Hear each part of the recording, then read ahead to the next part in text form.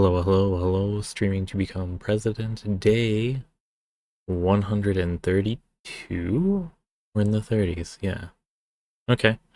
2028 election is 1,260 days away. Counting down. We're moving away from high-octane gameplay of point-and-click supernatural detective sleuthing over to high-octane Phoenix Wright adjacent gameplay, perhaps. It's Aviary Attorney PREMIERE. So, we're excited for that. So excited that we'll hit the play button finally. And then we'll also play our game of darts while that's loading up.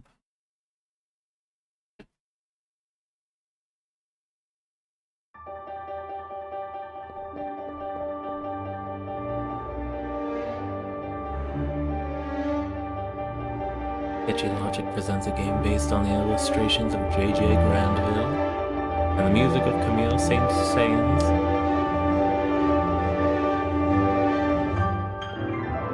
Aviary Attorney. Okay, well, I'm gonna place your bets. Yeah.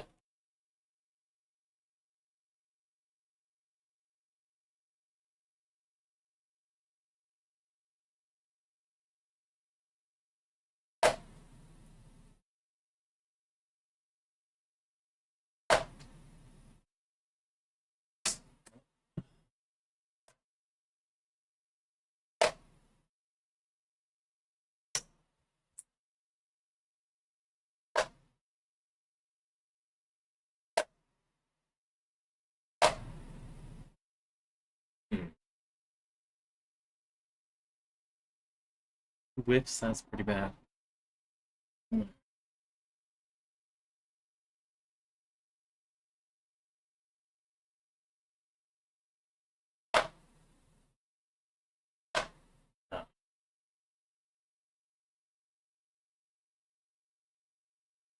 Oh my goodness, there wasn't even a major visual to go along with starting up the game. You know why?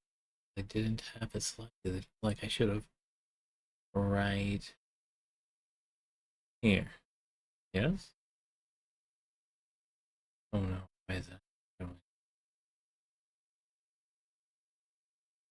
Aviary Attorney? Hello? Aviary Attorney? There we go.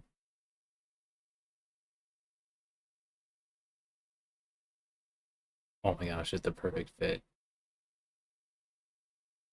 They know the aspect ratio that we were going for. Perfect. Perfection. Alright.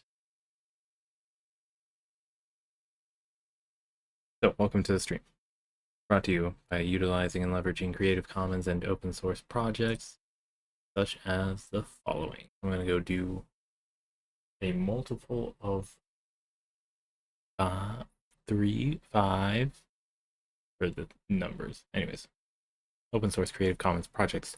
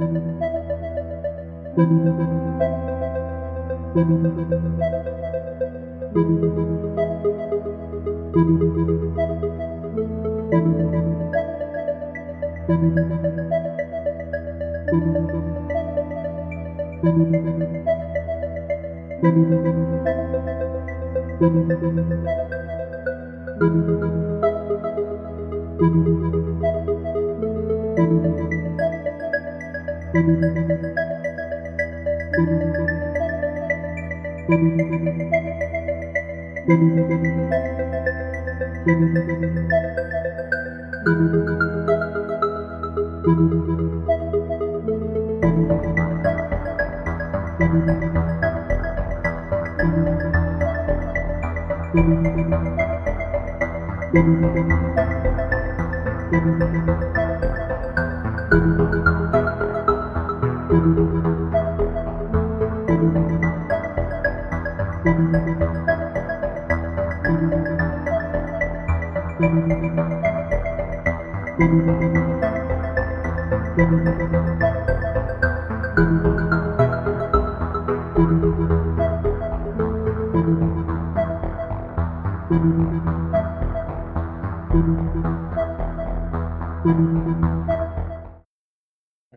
stuff. Let us find out what that score is.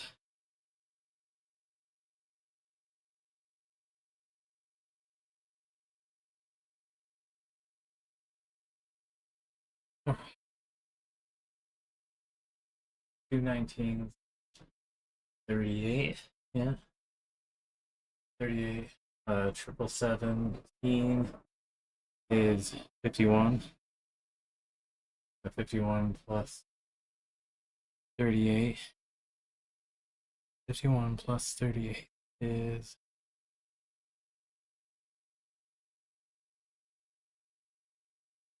89. Yeah. All right. 89 plus 7 would be 96. Plus 1, 97. All right. That was our score.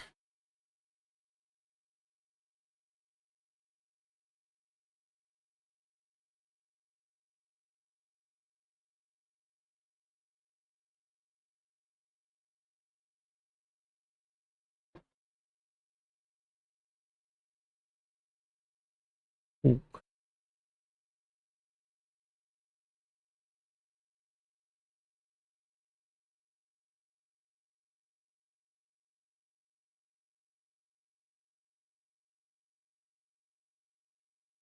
Found another image to add. That makes me happy. Okay.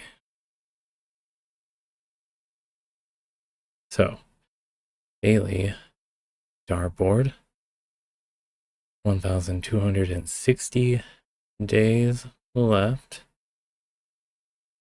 97 was our score. So, dash, dash, dash, dash, dot. Oops. Dot. And dash, dash, dot, dot, dot.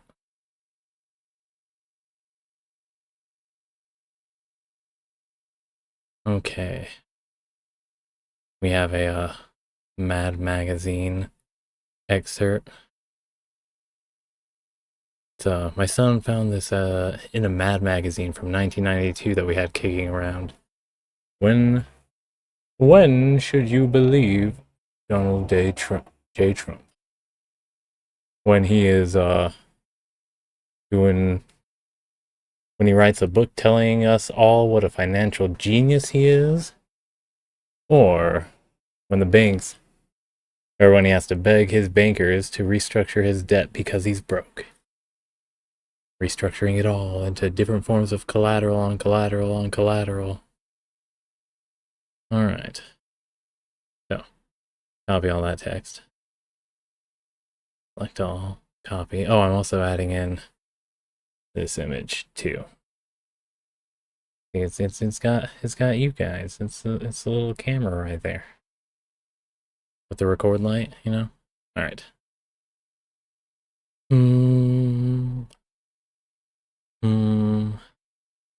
Yes. The posting.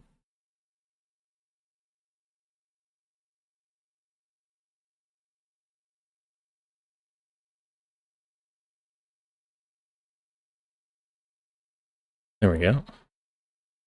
Now Twitter, currently known as X. Do we have any menu music? No? Yeah. Alright. Post. Daily dartboard. Image. First one we want is the dartboard. Second, we want the meme. And then the selfie thingy. And post. Next. True Social. Bleh. Oh. Oh. Is it a Tuesday today? Yeah, it is. Okay.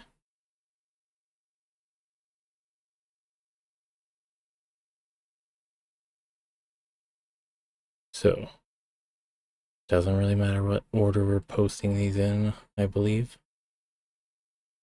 And I did them in explicitly the wrong order. No, it didn't. Oh.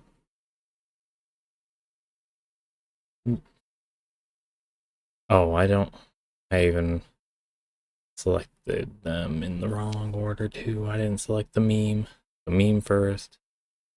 And then, there we go. Oh. Not posting the camera image. That sucks. Alright. Truthing out. Then we're playing Aviary Attorney. With our lovely green tea and Cocoa Puffs. Yeah.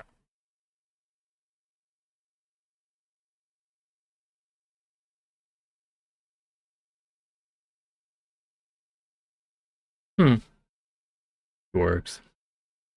Let's begin. New game.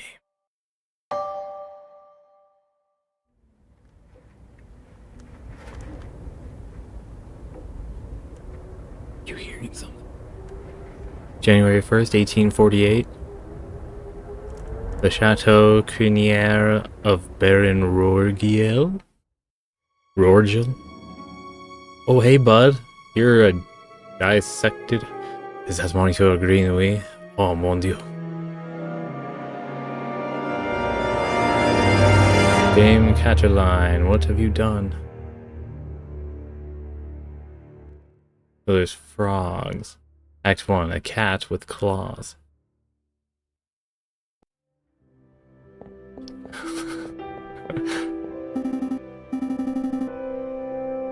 It's midday already. What on earth is that featherhead? Well, look who finally decided to get up. Haven't you heard what they say about the early bird falcon? Too early for worms. Past the Cabernet Sauvignon. Sauvignon? Yeah. There'll be time for that later. We've got business to handle first.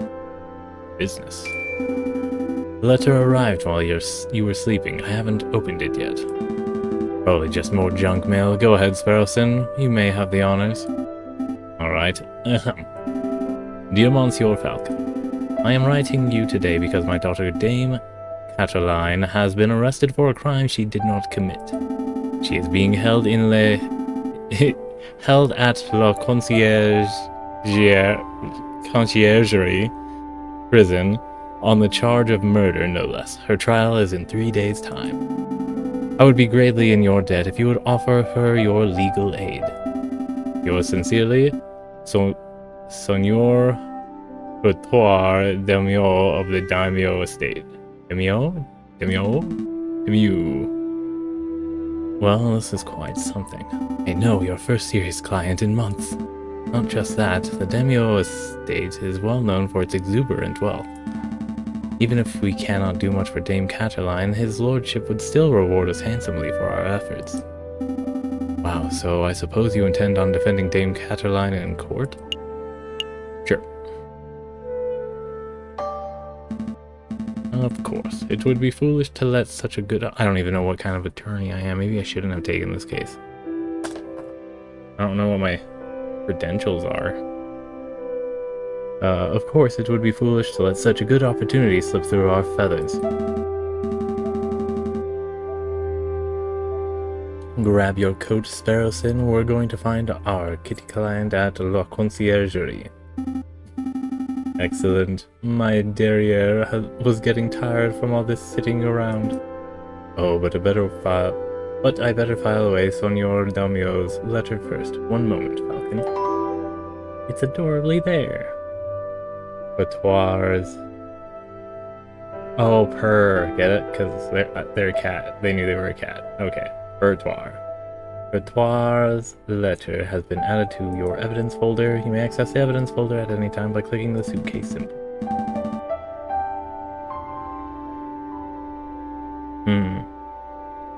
Nearly forgot my wallet. I wouldn't want to lose that. Again, I recall you losing it at the New Year's party and at Christmas. Ah, yes. Alright. No need to make a list. Falcon has picked up his wallet. You may see how much money he is carrying at any time by clicking on the wallet symbol. Do we get power-ups in the form of monetizable purchases? Let's make a move.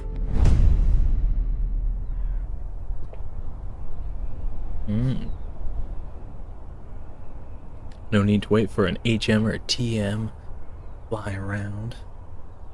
Alright, welcome to the map screen. From here you can travel to any listed area by clicking on a location name or a location node. Areas marked with a clock symbol take a whole day to visit. Areas with no symbol can be visited freely. Oh. Are we in Persona style situation? This is more Persona style, I feel, than... Although maybe the clock just means campaign. For centuries, the infamous conciergerie prison has detained the accused and the condemned alike. Oh, both? Alright, a sign on the door reads the Aviary Attorney's Office. No case is too big or too small. No junk mail. Alright. To the conciergerie. Falcon and Sparrowson step into the stone-cold foyer of the conciergerie prison. Solemn-faced guards and visitors linger beneath the medieval archways. Ah, the conciergerie. Oh, like a menagerie. Gotcha, gotcha. They say this is the finest prison in the whole of France. The outer walls are impenetrable, the cells are spotless, the guards are well-mannered. What do you want? Croc. Good day, Monsieur. I am here to see Dame Cataline Damiot. Damiao. There we go. I am due to represent her in court. Oh, you're her lawyer, huh? Fine, follow me. Oh, what are you waiting for? Keep up. Sigh, Cataline.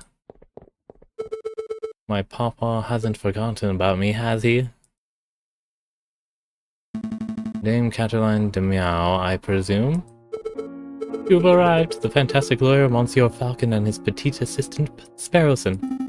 Milady is knowledgeable. Don't talk like that, Sparrowson. Sorry. My papa told me that he would only hire the best lawyers in town. I'm flattered. But they weren't available at such short notice, so he hired the first people in the address directory. Oh. You see, Falcon, I told you listing under Aviary Attorney would pay off. Let's get down to business. Dame Cataline, could you fill us in on some details? Your father's letter was a little brief. I can do my best. What is it you wanted to know? What happened on the night of the murder? What exactly happened on the night of the murder? Oh, let me think. It was Friday evening. Me and Papa had arrived at Chateau Criniere, the home of Great Baron Rorgile.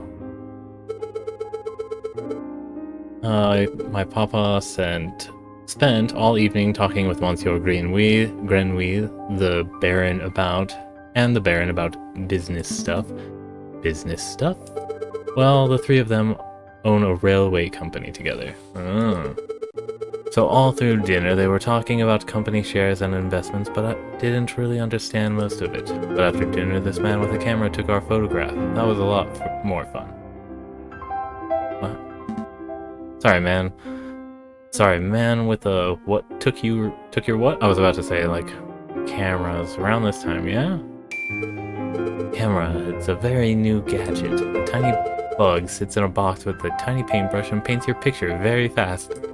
In 10 minutes, poof, you have a perfect picture. Wow, technology is amazing. I don't think the lady's explanation is right, Sparrowson. Pshaw, let me believe.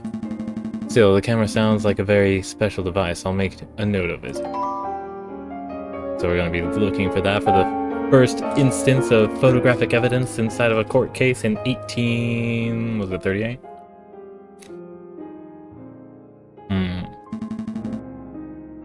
Please continue, Dame Caterline. So after we had the photograph, we went into the gardens to get some air, and that's when I found the body of Monsieur Grenouille. It was all ripped open. The housemaid saw me standing over the froggy Monsieur and called for help, and then the police arrived. Before I could say anything, I ended up here. It was such a blur. It must have been terrifying. It wasn't so bad. My papa taught me how to be a brave cat. Was there something else you wanted to ask, Monsieur Falcon? Who was there? Dame Caterline, who attended the banquet that evening?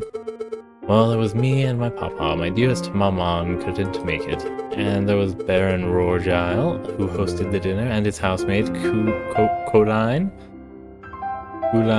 I think she was called. Of course, then there was Monsieur Grenouille, well, until, he died. And there was Monsieur Robitio de Robinho, the man with the camera, but he was only there for a little while. I think that was all. Was there anything else you wanted to ask? One more. Did you see anything suspicious? Dame Caterline, did you see anything suspicious that evening? Suspicious? Like, maybe a guy lurking in the shadows or a bloodied murder weapon?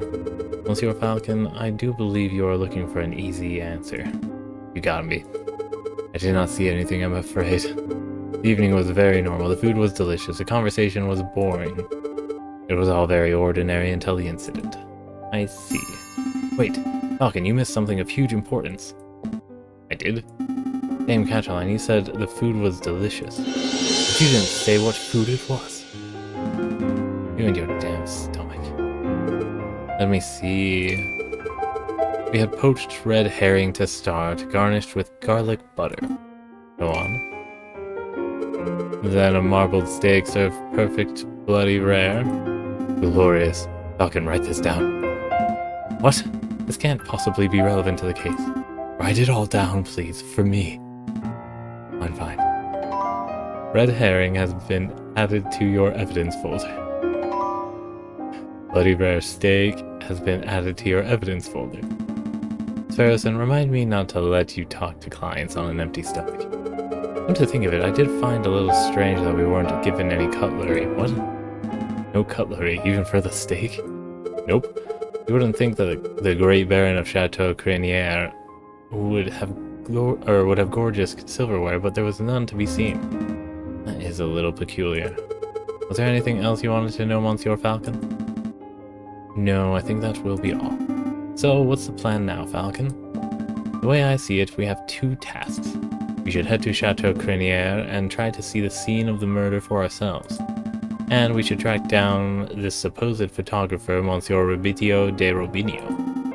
2 days for 2 tasks seems doable, but we should get head back and get some rest first. We have a lot of work ahead of us. Wait, Monsieur Falcon, before you go. You believe my story, don't you? I believe you. I believe in justice. Ellipses. I believe you. Of course, Dame Caterline. It's our duty as lawyers, and as gentlemen, to have faith in your testimony. You can trust us. Thank you. Thank you both. Why is that supposed to be rather suspicious or heartwarming?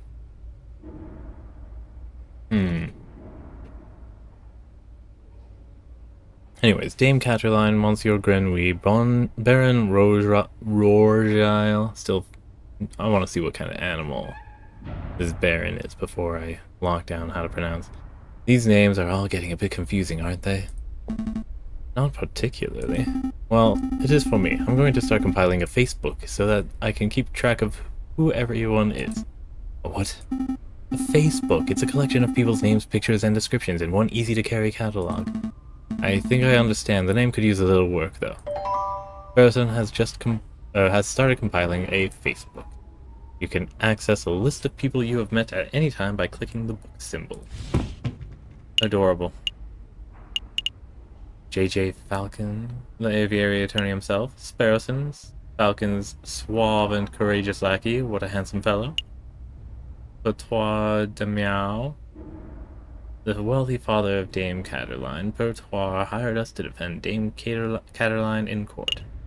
Pork is an ill-mannered jailkeeper, seems to feel disgust for criminals and for animals in general. Catterline de Meow, the elegant bourgeois daughter of Signor Pertois de Meow. She has been accused of murdering Monsieur Grenouille. Oh, are we gonna get some flashbacks to before he was like splayed out on the rocks, cut open? A colleague of Pertois and Roja. 20 francs. Cool. We'll click the book to make it go away. You can access a list of people. Alright, let's make a move. A new day, January 4th, Tuesday. The game saves automatically at the start of each new day. But you can also make a quick save at any time by selecting Save and Quit from the Pause menu. You can access the Pause menu by clicking on the cog symbol in the upper left, or by pressing the Escape key. Upper left, this is there's a cog there? Okay, cool. Ooh, hey. What are we looking at here? All the volumes up. Cool. Alright. Where is it? Alright, where do we want to go first? The chateau or the camera? The camera person. I think we should head to the crime scene first. That seems appropriately urgent.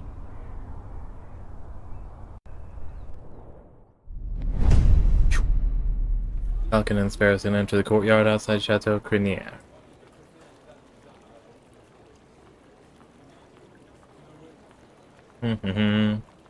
Sorry. People with dirty clothes and gaunt faces linger around the building's shadows.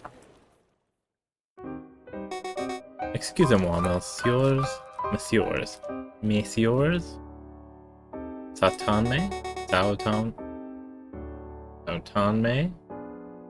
Sautain? I don't mean to be a pain, but my little girl and I are sick and starving. See? Off. I don't suppose you'd happen to have some spare change. I don't have any volume. I want to hear it. There we go. Are you able to hear the music?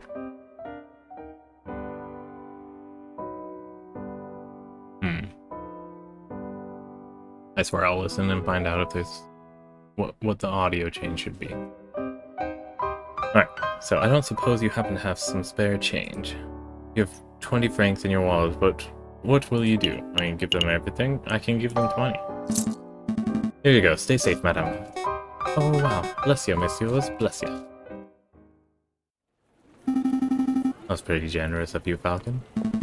Times are tough. Making sure a mother and child can make it through the last of winter is the least I can do. But what am I doing standing here moralizing? Come on, Sparrowson, we've got business to attend to. Falcon and Sparrowson step into the pristine wood-paneled foyer of Chateau Premiere. Whoa, look at this place. Baron Rourgile must be loaded. More than loaded. When it comes to lucrative investments, the Baron is a legend. Factories, chocolate shops, hotels, railroads, the Baron owns a little bit of everything this side of the Seine. Gross capitalist asshole. Is he here right now? Yes. He's a smug-looking chap with the impressive mane. So yeah, Rourgile.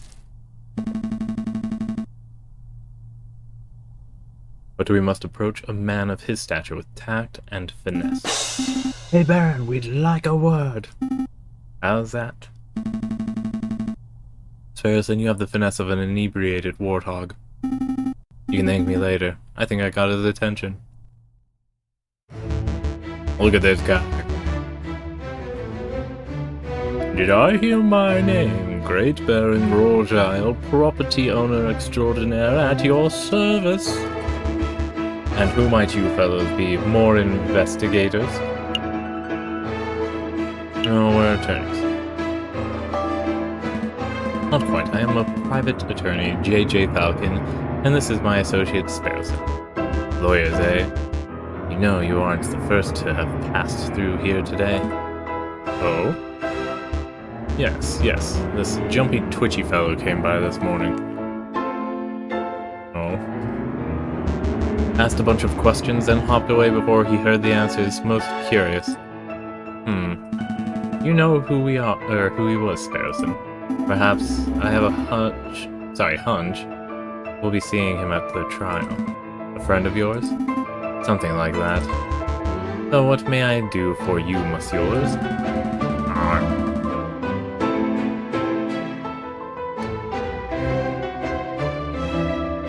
We're doing some research on Monsieur Grenouille, the frog who was killed here on Friday evening. Of course, such a tragedy. He was a good friend and loyal business partner. I suppose you, messieurs, will be wanting to see the crime scene for yourself? Actually, yes, that would be fantastic. Well, be my guest. You will find the garden where the murder occurred through the back doors. You may also be interested in the lounge on the second floor, third door to the right. That would be where we gathered for a group photograph prior to the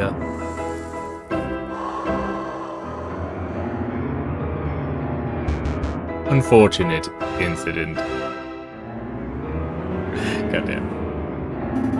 Oh, can we see the finished photograph? I am afraid not. It is to my understanding that a photograph must be developed before it can be viewed. It's a slow process. My own copy of the photograph is to be delivered in 3 days' time. That's no good to us. The trial may be over by then. Nonetheless, we appreciate your hospitality. Thank you, Baron. It's no trouble at all. I'll be here to see you out when you're done with your investigations. So where shall we go first?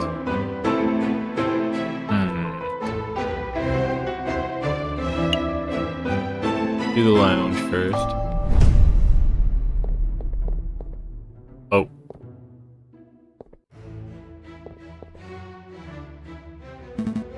Second floor, third door on the right. This must be where the photograph was taken. Hey, Falcon, did you see that? See what? That housemaid totally just did something shifty. Shifty? I think she pocketed something from that drawer. You should totally call her out on it. Excuse me, mademoiselle. Ah! Yes. Are you two policemen? No, we're private attorneys. My name's J.J. Falcon. And I'm Sparrowson. How rude of me. My name is Colleen Duhat. So, what can I help you, messieurs, with today? We're investigating the murder that took place last week. Do you mind if we ask you a couple of questions? Well, that's fine. Let me just grab a chair. That's better. What was it you wanted to ask?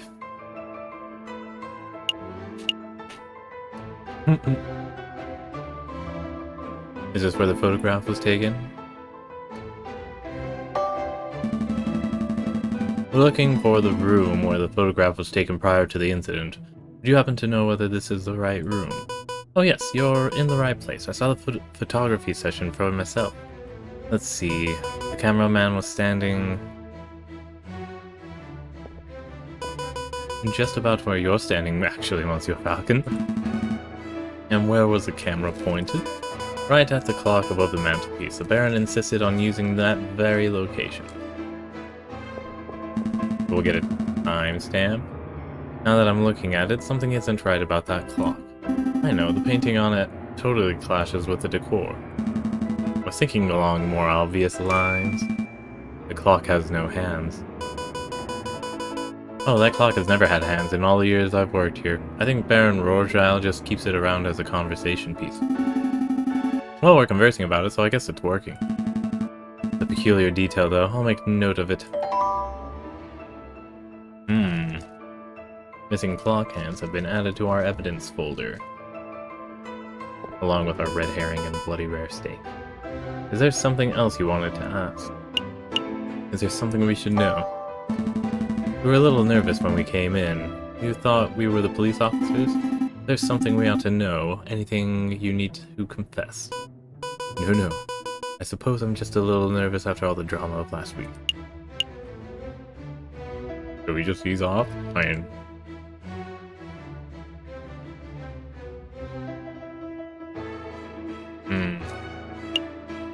We're just gonna ease off. We completely understand, mademoiselle. If anything comes to mind, please don't hesitate to let us know. I'll keep it in mind. Was there something else you wanted to ask? Nope, that's all. No further questions. Thank you, mademoiselle. You've been a huge help. No problems, messieurs. Actually, there is something. I know you two saw me feeling as you came in. I appreciate that you didn't give me the third degree about it. You see, I'm trying to save up to follow my dreams and... well, never mind. I'm rambling. No problem, mademoiselle. To be honest, we have a much larger crime to worry about. Although, I should probably ask, I don't suppose you've been stealing anything else? Silverware, perhaps?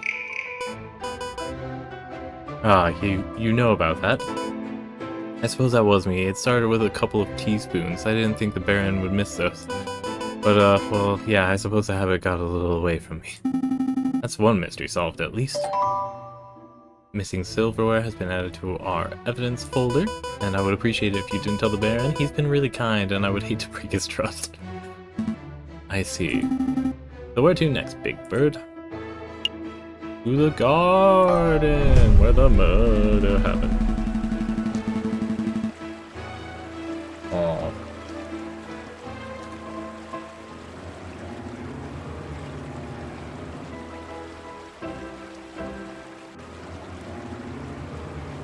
Dame Caroline said that she found Monsieur Grenouille on the stairs by the fountain, so this must be the very spot where the murder took place. Hey Falcon, do the crime scene... No, oh, hey Falcon, do the crime scene investigation thing. The crime scene investigation thing? Yeah, you know, the thing where you get all eagle-eyed and analyze every object in excruciating detail. You mean search for evidence? Yeah, do that. That's not a bad suggestion. It wouldn't be the first time that the Parisian police have missed something right under their noses. In investigation mode, you are free to examine the scenery of the room. The room. Not too far this way.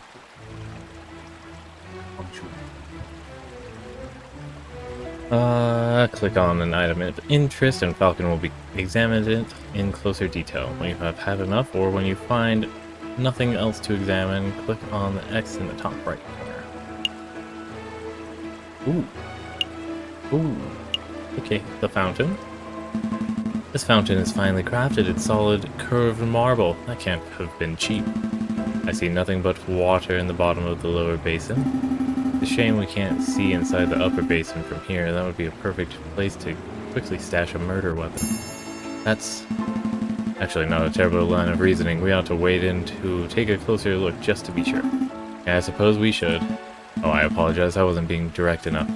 What I mean to say is, Sparrowson, go wade into the fountain and take a closer look inside the upper basin. Me? No way. If you want to go wading, do it yourself. I'm a respectable lawyer. You can't expect me to roll up my trousers and paddle around a fountain like a duck in a lake. That actually sounds like a great image to start presenting as our attorneys searching for things.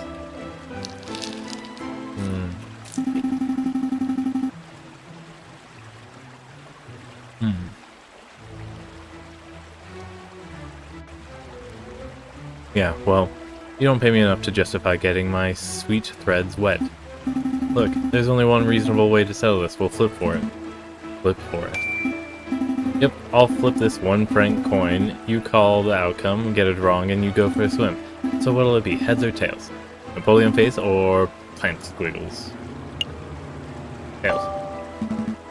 Plant squiggles? It's called a reef. Sparrowson? Sure, I'll bet on the plant squiggles. Here I go. It's heads. Should've gone with old Emperor Falcon. Fine, hold my shoes. Falcon really should learn how to spot a rigged coin flip. I figured that was gonna be the case. Seems a little too savvy. I also almost feel bad for cheating.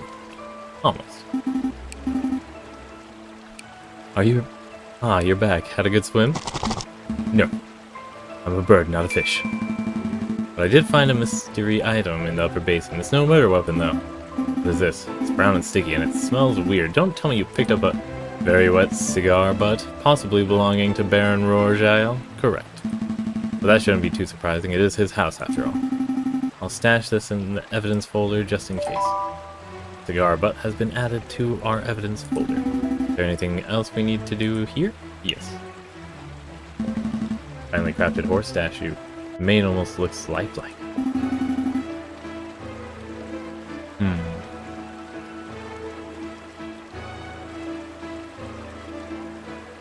Would you say it behooves you to stroke it? No, I would not. Dried blood on the staircase. This must be where Monsieur Grenouille died. Do you see any bloody footprints? Oh, or maybe a name scrawled in blood written with the frog's last breath. Wishful thinking. All I'm seeing here is a big sticky puddle. There's nothing to indicate that the body was moved or that the frog left a last-minute clue. All I can make out from the bloody mess is that Monsieur Grenouille was attacked and killed on the staircase.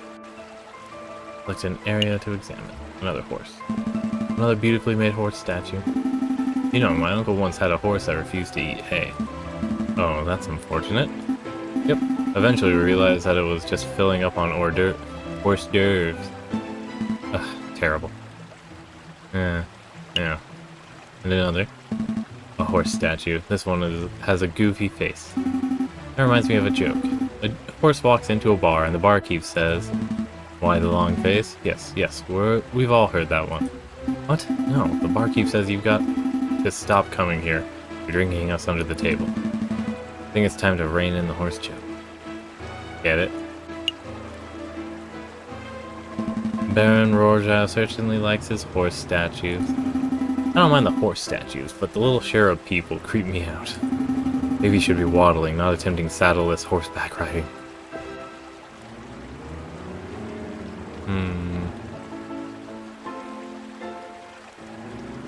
Is that it? Is that it? Nothing else of import? Okay.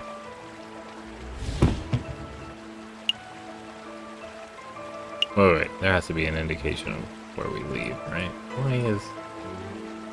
Oh, click that to X. I think we're done here. Good call, but are you sure you don't want to take another dip? We still have time. Don't push your luck.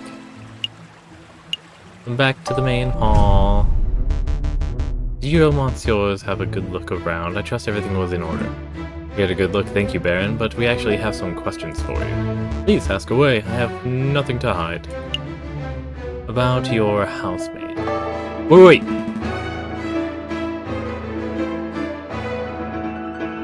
Please tell me this is not ratting her out. You met your housemaid, Coulin Duhat? She's a courteous young lady, isn't she?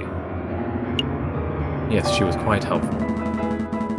Yes, she was more than willing to help us with our investigation. I'm glad to hear it. Did you two want to ask something else? What happened on the night of the murder? Baron Rourgile, I would like to ask about your activities on the night of the murder. Oh, am I in trouble? Not at all. No, nothing like that. We're just gathering the full picture. I see. Well, let me think. The guests arrived at 5 o'clock and we all sat down for dinner in the very hall at 6. That part went magnificently. The photographer arrived at 7 o'clock, but it wasn't until 7:30 that we had our picture taken. My housemaid discovered the crime scene soon after that. I see. There's something else I can help you with, monsieurs. We'll actually be leaving. I think that will be all, Baron. Thank you very much for your time. It was a pleasure. Have a delightful day, monsieurs. Did you get all the information you needed, Falcon? I hope so. Don't worry, if everything goes wrong in the trial, we could always just wing it. Terrible, just terrible. Let's head back to the office and get some rest.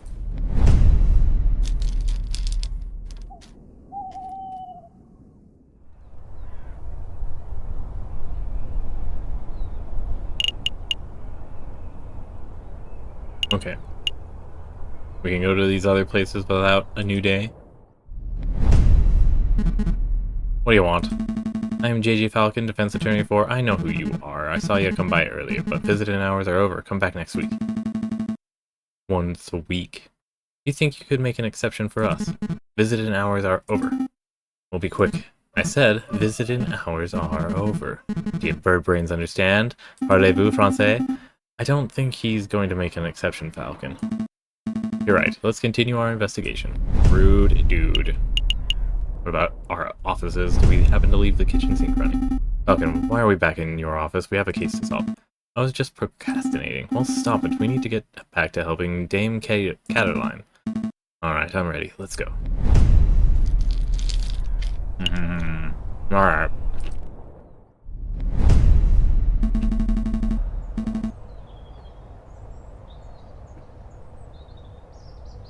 So this is the studio of the famous photographer. Shall we knock? Wait, there's a note on the door. The magnificent and marvelous Monsieur Robitio de Robinio is currently out on an artistic expedition. He shall return when his muse sees fit. When his muse sees fit, what does that even mean? I think it means that he is a pretentious bird brain, but in any case, the artist seems to be out.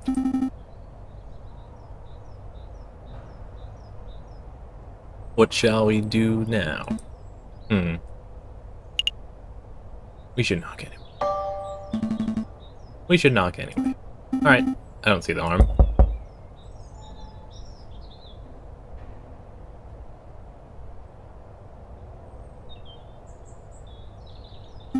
Nope, doesn't look like he's in, Falcon.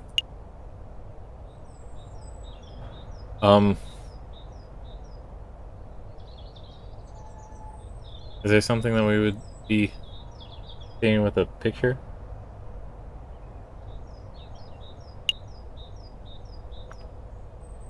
Because we're attorneys, right? Like, we're not breaking in, right? Even if it is 1838. Should we do a coin flip for this one? We'll do a coin flip for this one. What kind of gameplay do we want to do? Heads, we're breaking in. Tails, we make... tug our tails in.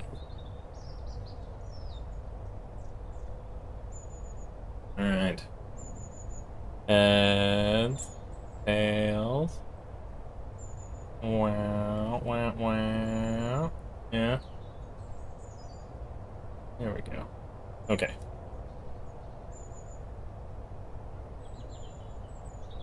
What is it? What is it? It heads? It's heads. Alright, looks like we're breaking in. Oh. Criminal avian attorneys. Don't worry about it. We should break in. What? Are you serious?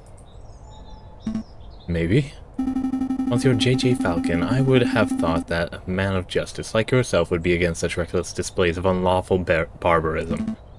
You're right, I'm sorry, I don't know what came over. It's a brilliant suggestion. Stand back, I'm barging the door down. Wait, just like that. Shouldn't we discuss this first?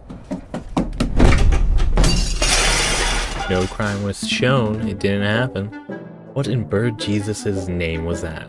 You said you wanted to break in. I thought you would find an open window. I didn't think you would turn into a bird-sized cannonball. Well, now we're here. We ought to make the most of it. This place is quite something. Whoa.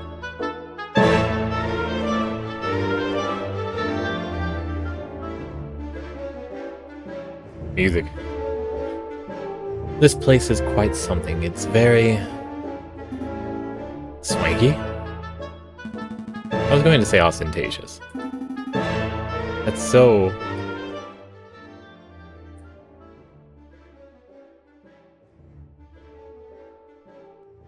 I'm trying to find out a good volume makes. That's just swanky talk for swanky. I don't have time for this. The sound of a door being smashed in could be drawing unwanted attention. We should find anything that may help our case and get out.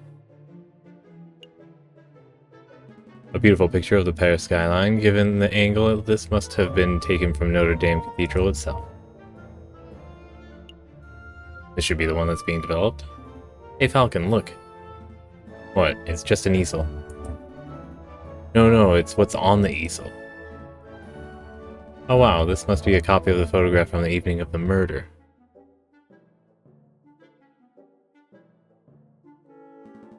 There's no question about it. I see a housemaid, Dame Cataline, and I think that's Signor Pertois, Cataline's father. So what shall we do? Do we just take this?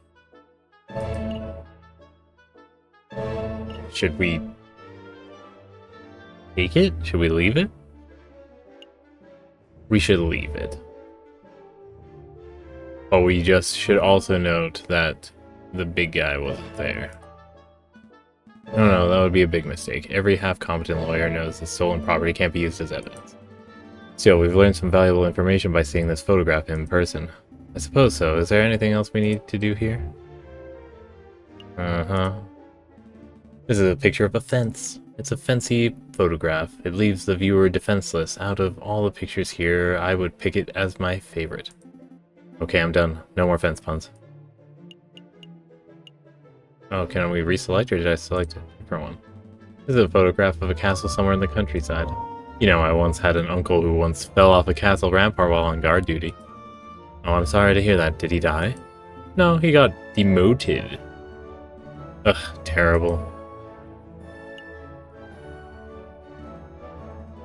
A lighthouse. No, wait. It's a man on a top hat? Actually, if I squint and turn my head sideways, it's a black smudge, Falcon. Sure, but what if? This is a tiny photograph of what appears to be a jail cell. That reminds me, how illegal is this? You know, breaking and entering, rifling through a person's belongings? Very illegal. I'm not going to lie to you, Sparrowson. If we're caught, we will be spending the next 20 years with a number instead of a name. I call 24601. Don't be daft, Sparrowson. You can't call prison numbers. Damn, I wanted that one. I see paints, inks, and dyes. I'm not quite sure what the clear liquid in this bottle is. I could taste test it. You could, but we don't have the time for a hospital visit right now, so let's not. I see a bourgeois tigress in profile. I see a finely dressed dandy fellow upon a horse. A chandelier. You should get one of those for the office. I don't have the money for that sort of luxury. A picture of a sailing ship on a windy day. Alright, I do believe we have gone through our options. I think we're done snooping. Let's get out of here before we draw further attention to ourselves. Sounds good to me. Uh-oh. Oh mon dieu. What happened to my door? Well, Monsieur Rubinho, it's like this. You see, we are attorneys who have been hired for the purpose of... Raven! A raven did it! We saw the whole thing! What are you doing, Sparrowson? I've got this. I'm not going to jail because of your conscience acting up. Nobody's going to jail. Just take it easy. Damn ravens. They're always after our shiny objects, am I right? Yeah, that's right. Let's make a move. Trial day is approaching fast. Alright, let's go. So, who are the ravens in this?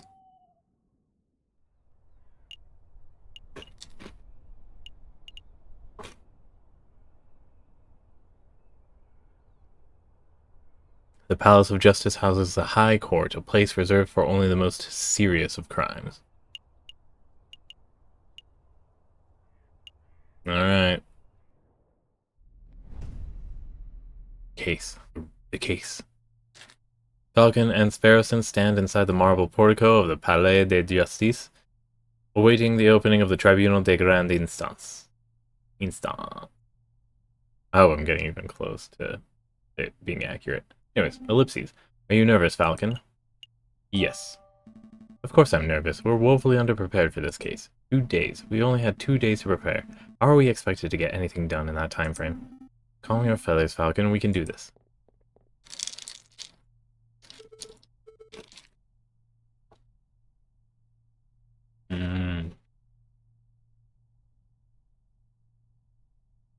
Monsieur Falcon, Petite Sparrowson. Is there anything you need me to do? No. We got a handle on things. Falcon was just telling me how confident he was feeling about the case. That's wonderful. I just know you two will pull through. Let's move it along, fellas. I'll be watching from inside. Do your best for me, Monsieur Falcon. We will. Are we ready? Yeah, we're ready. I hope we're ready. I don't even know who it would be. I just don't think that there's enough evidence to incriminate Caterline. Alright, settle down, everyone. Settle down. Is everybody here? JJ Falcon present. The defense is ready, Your Honor. Rupert Rabbington present. The ready is prosecution, Your Honor. Oh, darn, that's not it. Oh gosh, where are my notes? I knew it. Knew what? Rupert and I went to Paris Law School together. He was in all of my classes. Oh, was he smart? No. He always scored in the second worst marks in the class. I can only assume that he bumbled through the final exams on the luck of his two rabbit's feet. Unless he's improved considerably, you might already have this trial in the bag. That's good to know, but say Sparrowson. Rupert scored the second lowest mark in the class, and who scored the lowest? I chose to exercise my right and not self-incriminate. Ah, here it is. The prosecution is ready, Your Honor. Are the jury all present?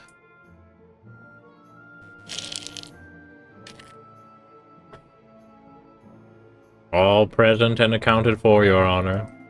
Hey, Falcon. I thought there were only 6 members of the jury for cases like this. Why do I count 8? Oh, those 2 birds with the funny hats are us, yours, the associate judges. Everything seems to be in order, so let us begin. The court is now in session for the trial of Dame Caterline de Miao.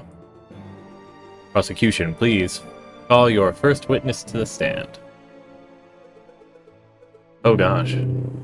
We here there already? Okay, I choose to call the officer in charge of the murder investigation, Inspector Volerty, to the witness stand.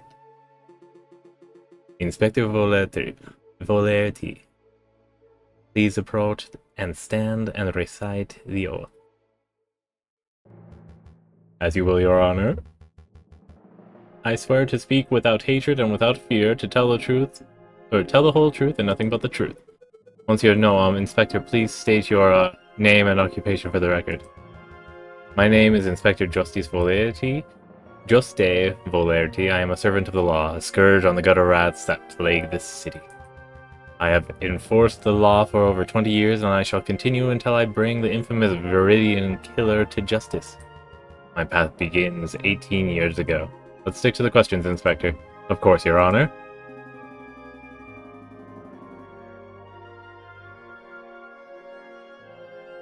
Sort of loud, right? Is it super loud?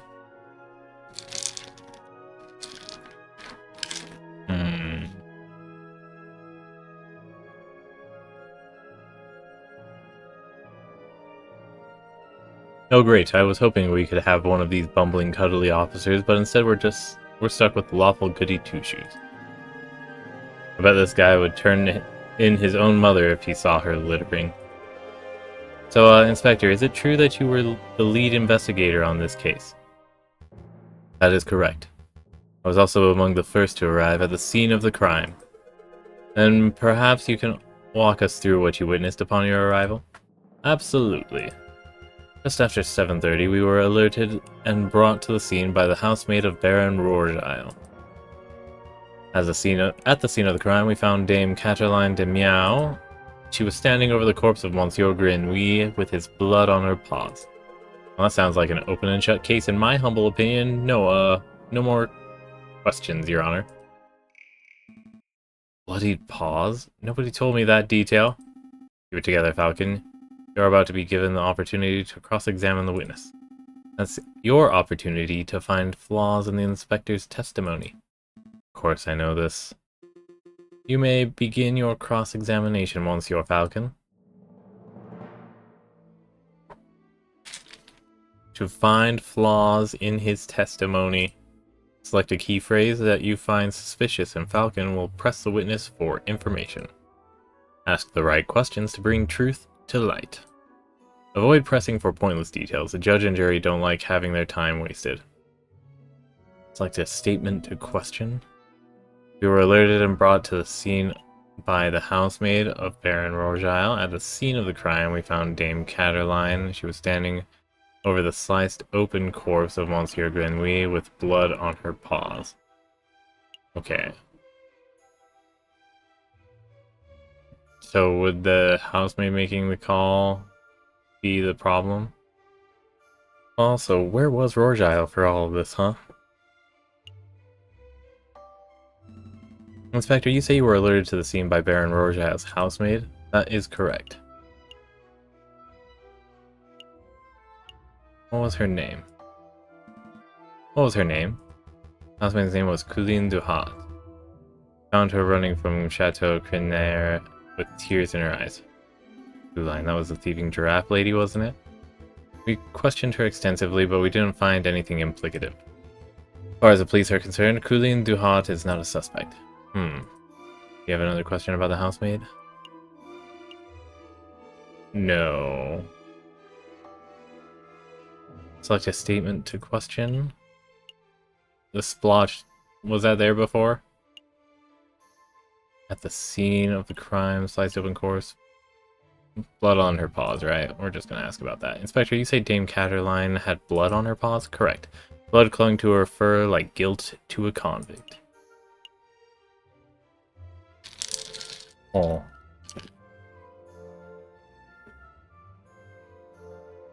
Rare steak, right? Whose blood was it? Ah, what a question. It was Monsieur Grenouille's, of course. How can you be so sure? Oh, I object. This line of questioning is absurd. There is only one murder victim that night, Falcon. The blood on Dame Caterline's paws could have only belonged to one person, Monsieur Grenouille. Judge, Falcon's trying to delay the trial by asking pointless questions. I'm afraid the prosecution may have a point, Monsieur Falcon. Do you have a reason to suspect that the blood belonged to someone other than Monsieur Grenouille? I do, actually. I do, Your Honor. Actually, I have more than suspicion. I have evidence that the blood on Dame Caterline's paws had nothing to do with the murder. That is foolish time-wasting, Falcon. If the blood on Dame Caterline's paws didn't come from the victim, then where did the blood come from? The rare steak, not the red herring. On the evening of the murder, Dame Caterline ate a bloody rare steak. Is this true, Monsieur Rabbington? Oh, well, in a manner of speaking, I suppose steak may have been on the menu. And Inspector, would you acknowledge the possibility that the blood on the lady's paws did not belong to the victim, but to the steak? It only assumes that they were eating with their hands. Well, wait, don't answer that, Inspector. It is a possibility. No. Intriguing, pretty convincing. You gained a little favor with the jury. So, Inspector Volarity, is it possible that you arrested an innocent bystander simply for being a messy eater? Now hold on just a minute, 1 minute, Falcon. You are overlooking something quite crucial. Dame Caterline is an elegant bourgeois kitten. She was no doubt brought up with a flawless etiquette and perfect table manners. At the banquet, she would have eaten the steak with a fork on her left hand and a knife in her right, like any proper civilized animal. How could she have possibly gotten blood on her paws with such good manners? Oh, that is a good question, or at least it would be at any ordinary dinner banquet. But as it happens, something was missing from that particular banquet, something that forced Dame Caterline to eat with her paws. Where do we have the stolen missing silverware? Dame Caterline was forced to eat steak with her paws because the silverware of the household has been previously stolen. Stolen? I don't recall any mention of that in the police report. We weren't aware of anything missing from the Rougile residence when we performed the initial investigation. But as it happened, Baron Rougile approached us about this very subject last night. Ah. Innocent, perhaps? What a twist! Gained a little favor with the jury.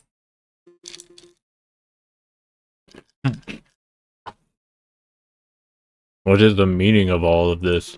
Bloody steak, misplaced silverware. Inspector, was your investigation so lax that you overlooked these basic facts in your initial report? Lax. My investigation, Judge. I assure you I am the most thorough investigative officer on the force. And it is amazing that the Parisian police managed to solve any crimes at all. Oh dear. Be on your way, Inspector. Perhaps do a little inspecting for your next case. Fine, so be it. Messieurs, until next time. And so the divide between executive and judicial grows ever wider in... When was the French Revolution? This was pre-French Revolution? Or just shy of it? Prosecutor, I trust your next witness is ready? Yes, yes, of course, Your Honor. I call upon, let's see, Monsieur Rebitio Robinio, the, oh shit.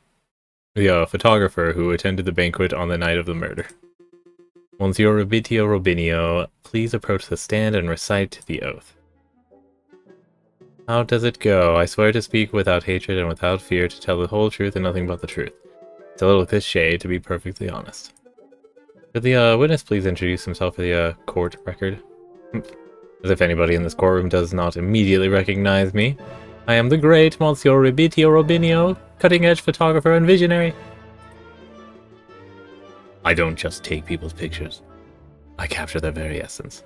Je suis l'artiste. Due un épée. Whatever. You may have seen my works in hip magazines, The Branch, and Say Shoot. I can send you tweets if you like. What on earth is a tweet? Bird-to-bird communication. Come on, Falcon, it's the 19th century. Get with the times already. Case in point to the Facebook.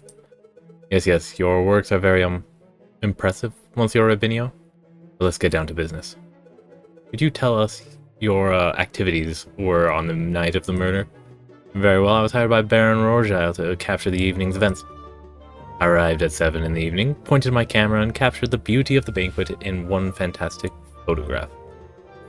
Then, I billed Baron Rougel and left.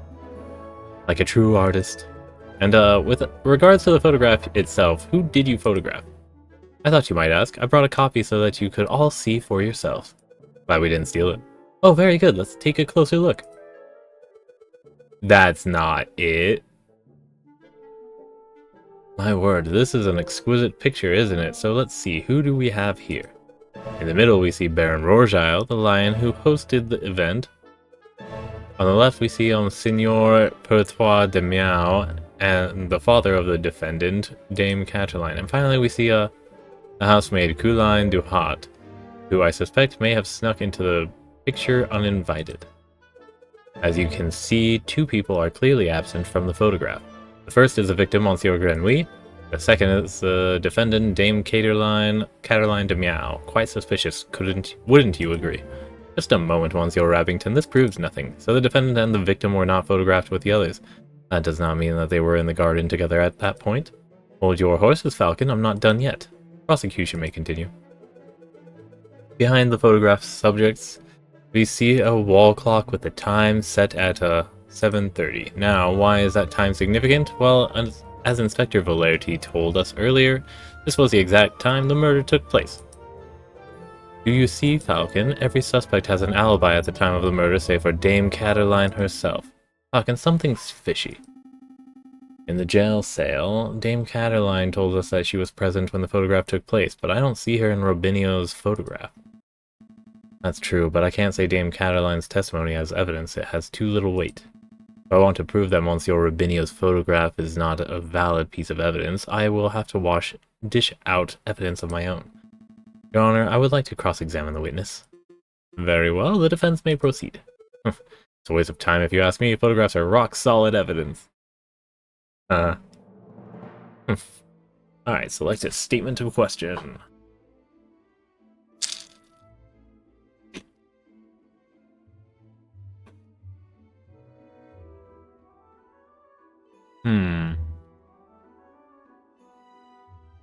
How many times has Rougel set up this little murder trick?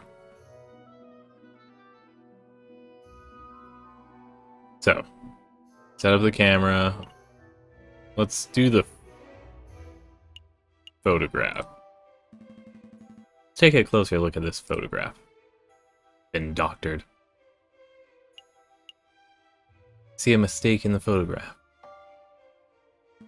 Just to clarify, Monsieur Rubinio, photographs are a direct reflection of reality, are they not? That is correct. The photographic process leaves no room for bias or inaccuracies. That is most curious because I see a mistake. A mistake? Impossible. I just told you, Monsieur, the camera is a perfect unbiased device. The photograph it produces are flawless. Falcon, I'm not seeing any mistakes. Perhaps you could be more specific? Certainly. It's the camera clock, for sure. The clock in this photograph. There's something not right about it. Well, isn't that convenient? The defense sees something wrong with the, key piece of evidence that implicates the client. His client. Don't give me that cocky tone, Monsieur Rabington. I have evidence that there is something wrong with the clock in that picture. Missing clock hands in real life. The photograph clearly shows the clock hands pointing at 7 and 6. That much is self-evident. Which is most curious because the clock in the lounge of Chateau Criniere has no hands. It has no hands.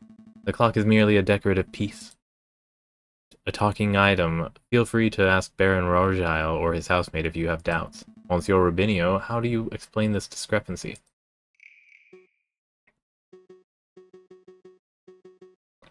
I don't know. There must be some sort of mistake. My camera is flawless. There is no mistake, Monsieur. Your photograph depicts something that does not exist in the real world. Maybe there is an error in the printing process? An error precisely where the clock's hand should be? Please, Monsieur, don't patronize us. Allow me to offer a plausible explanation. You, Monsieur Rubinio, edited this photograph. Edited? I'm no expert, but I suspect that you used paint or ink to carefully put hands on the clock. It would have been a simple task considering that the clock face was bare. One could even speculate that you specifically chose to include a handless clock in the photograph just to simplify the editing process. Because he's the best at his job, finding conveniences to take advantage of, right? Falcon, your reasoning is absurd. Why would the witness do such a thing? Isn't it obvious? By showing the photograph to have taken place at precisely 7:30, it clears all the photograph's subjects of suspicion. In other words, Monsieur Rubinio created a perfect alibi. Now, was he paid to do that alibi creation, or did he necessitate one? Of course, this raises further questions. Who is the witness protecting? And why? Was Monsieur Rubinio coerced, bribed, threatened? Enough silence. Let's hear your answer. There's some answers, Monsieur Rubinio. Fine, you've got me. I'm guilty. I did it all. You did it? You're confessing to the murder of Monsieur Grenouille. What? No. I have no idea who killed the frog. I'm just admitting that I'm guilty of producing fraudulent photographs. I was ordered to make changes to the printed photographs, and yes, that included adding hands to the clock. You were ordered by whom? I dare not say. Monsieur Rubinio, I strongly advise you answer the defense's question. You have been pledged to speak without fear, after all. With respect, Judge, I fear his claws more than I fear the punishment of the justice system. I shall name no names. His claws. Did you hear that, Falcon? That is most unfortunate. Monsieur Rubinio, we can't not and shall not torture names out of you. We don't live under the ancient regime, or the ancien regime, after all. But since you have admitted to falsifying evidence, then we cannot keep you on the stand as a witness. Take your leave, you shall be charged with perjury in due course. I can't protest. That's the least I deserve for my failure as an artist. Good day, messieurs.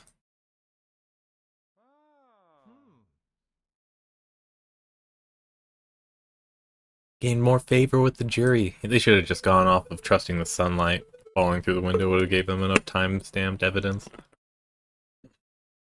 So, the clock hands were painted on, so what? It doesn't matter.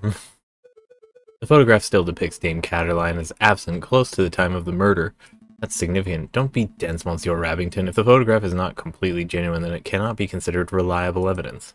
Why not? It's still a portrayal of the night's events. Because if we accept that one part of the picture was edited, then we must accept the possibility that other parts were too. It is possible that Dame Caterline was painted out. Even worse, it's possible that another person was painted in. We know that the witness was trying to cover for someone, so all possibilities must be accounted for. Hiding the fact that there's like all that solid knowledge sitting there, it's just like, we can't just assume, because evidence will continue to support this one instance. So don't dive deeper, otherwise don't go down this rabbit hole. I find that offensive. So what are you saying, Falcon, that the housemaid paid off the photographer, or was it Signor Pertois de Meaux, perhaps? I don't think so. The housemaid lacks a means or motive, and it wouldn't make sense for Signor Pertois to implicate his own daughter. Well, surely you're not suggesting that the honest and beloved Baron Rourgile deliberately tried to frame Dame Caterline, because that would be the most outlandish theory yet. The Baron is a pillar of our community. He would never do such a thing. Monsieur Rabington, I'm not here to throw accusations. That's the job of you, the prosecutor. However, perhaps I should offer my opinion. But Baron, it's not time for your witness testimony yet. So you would think, prosecutor, and yet I see my good reputation getting tarnished by your incompetence. Incompetence? Indeed. Let us proceed with witness questioning. Is that fine with you, Judge? Yes, I suppose that's fine. Very good, and I trust the defense has no objections. He's going like... I think that's what's happening. No objections here. Fantastic. Oh, but before I forget, I pledge to speak without fear and prejudice, etc., etc.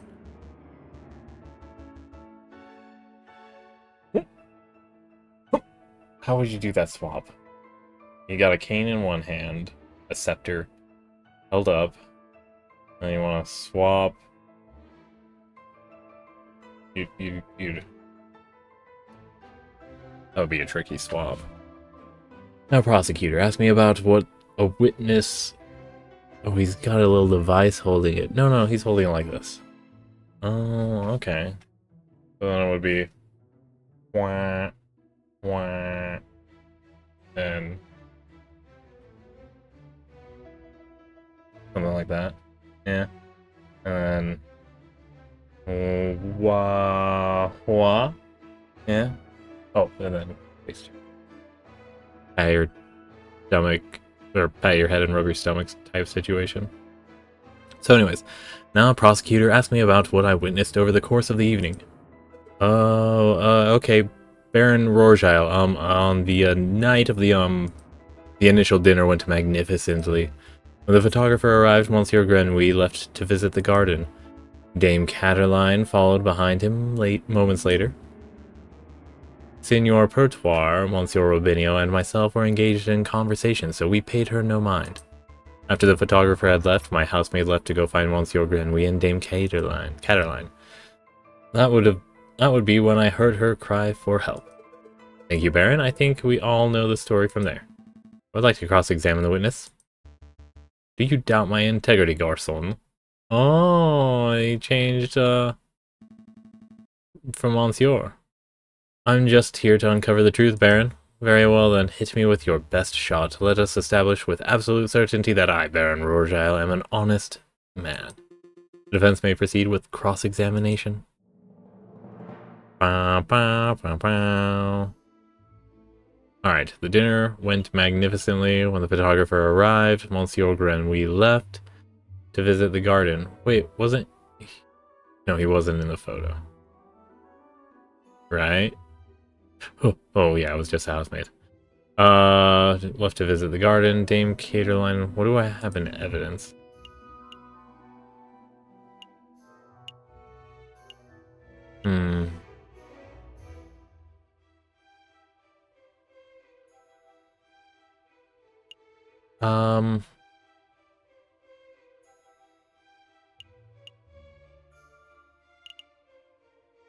Okay, so we're going to probably end up doing the cigar as like a long shot one, right? Dame Caterline followed behind a few moments later. My housemaid discovered the pair just after the photographer left and called for help. When the photographer arrived... Wait. We're going to do the garden. Ignore the dinner. Baron, we saw the murder scene, your garden for ourselves. With all the horses. When was the last time you visited it? Baron Rothschild, when was the last time you ventured into your own garden? As it happens, I have quite serious allergies. I haven't been in my garden for years. Years, you say? Indeed. That's not right. Baron, I do not wish to call you a liar, but the claim does not hold up to scrutiny. Oh, and why is that? Because we have hard evidence that you visited the garden recently. Balderdash, my word is gold. Show the court this so-called hard evidence that I've been in my own garden. You've never been in your basement? You've never been in your bathroom? I don't know. This was found in your garden. To be specific, it was found found inside the fountain basin. Right beside where the murder occurred. A cigar butt. That could belong to anybody, and prosecutor, please shut your mouth. I can speak for myself. Okay, sorry, Baron. That is indeed the remnants of one of my cigars, but I must apologize, Monsieur Falcon, for I misunderstood your initial question. You see, prior to the banquet, I hadn't visited my own garden in years, but naturally, after hearing the housemaid's cry for help on the evening of the murder, I rushed out. I was shocked and disgusted by what I saw. That must have been when I dropped my half-smoked cigar in the fountain basin. Dropped it? You see, Falcon, there's a perfectly reasonable explanation. I would find that believable if the cigar were casually discarded. But as it happened, the cigar butt was found in the fountain's upper basin, a location that could only be accessed with great inconvenience, and a little paddling. The cigar butt was not dropped, it was deliberately hidden. What? It could have just been thrown. Not deliberate. Circumstantial. There are any number of plausible explanations. Are there? Because I can only think of one. That is, that you, Baron Rothschild, deliberately hid your cigar butt to disguise your own illicit activities, or just could have pocketed it, right? Did I now? And what illicit activities would those be? You want me to spell it out? Fine, let's put everything on the table. You, Baron Rothschild, murdered Monsieur Grenouille. Oh shit, I skipped it. Directly accusing me of murder. How shamelessly brazen. That is ludicrous accusation, Falcon. The Baron is an upstanding citizen of the highest order. Your allegation is baseless. You have no evidence, no means, motive, or opportunity. No evidence. Think harder, Monsieur Rabbington. Every piece of evidence points to Baron Rothschild as the prime suspect. You want the means? Baron certainly had the means. His lion claws are as sharp as a surgeon's blade. Gutting a frog belly would be trivial to him. Even Monsieur Rubinio confessed just moments ago that he feared his claws. Hey Falcon, you have claws, right? Anyways. Ridiculous. I would never threaten a man with violence. You want a motive? The Baron had at least 10,000 francs worth of a motive. By removing a business partner, the Baron's share of his railway company increased by 1/3 to 1/2. This is preposterous. And finally, the Baron had an opportunity. No, he crafted the perfect opportunity. He arranged a small banquet with a very select number of guests. He was aware of the missing silverware, and yet he served steak, a food item that necessitates good cutlery. Why? To bloody the hands of his guests, of course. Then he hired an easily influenced photographer and staged a very specific picture in order to build a perfect alibi for himself. Photographing the guests in front of a handless clock to make for easy editing is quite an ingenious plan, it must be said. Prosecutor, are you just going to let this slanderous yarn go uncontested? Say something. Object. Oh, you're pitifully useless. After executing the murder, the Baron found himself still holding a single piece of incriminatory evidence, his finished cigar. He knew that leaving it at the crime scene would raise suspicion, but he didn't have time to properly dispose of it. So out of desperation, he threw it into the... Oh, right. Both Caterline and... what's her name? Were there. Out of the sight of his guests and any snooping police. I imagine the Baron was hoping to implicate Seigneur Pertois de Miao, since that would ensure total control over his railway company. Oh, damn, that's a double. Oh, yeah. Clever. Alas, Dame Caterline was the first to happen upon the crime scene to the Baron improvised. So the Baron improvised. Like, imagine that going, 1/3 isn't enough. I want everything. So the Baron improvised. This is an outrage. Judge, I demand that you disbar this ranting lunatic. No, there is only one outrage here. Oh shit. That is that a man like yourself is able to abuse his wealth and status to frame an innocent girl for murder. You're a bourgeois of the worst kind. How dare you, garçon, the utter nerve of a lying scumbag of a lawyer to accuse a philanthropist like myself of something so heinous. I'm nothing like the fat cat bourgeois. I'm a respectable, hard-working capitalist.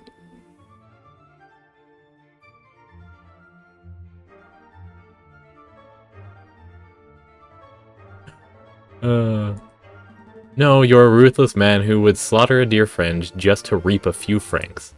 You incredulous whelp, I ought to gut you right here and now like a damned frog. Oh.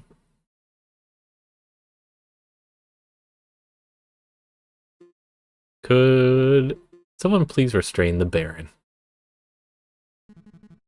I'm on it, Your Honor. Let's go, old man, to the conciergerie with you. Don't touch me, you filthy jackdaw. Oh my goodness, I can walk myself. This is quite a turn of events. Does the prosecution have anything to add? Well, in a manner of, speaking, well, to be honest, no? Then I shall now confer with the members of the jury to come to a decision. I ask that the animals of the court please be patient in this time. Falcon, that was pretty incredible. Thank you, I just hope it was enough. What do you mean? You just proved Cataline's innocence. We'll get a not guilty verdict for sure. Barrowson, I think you've misunderstood something important about the justice system. What's that? I haven't proved anything. As lawyers, we cannot deal in proofs. It's just not possible. All we can do is organize the evidence and convincingly explain that it's what it suggests. I haven't proved Dame Cataline's innocence. All I have done is demonstrate that there is a significant possibility that she is not guilty. I'm not sure that I understand the difference.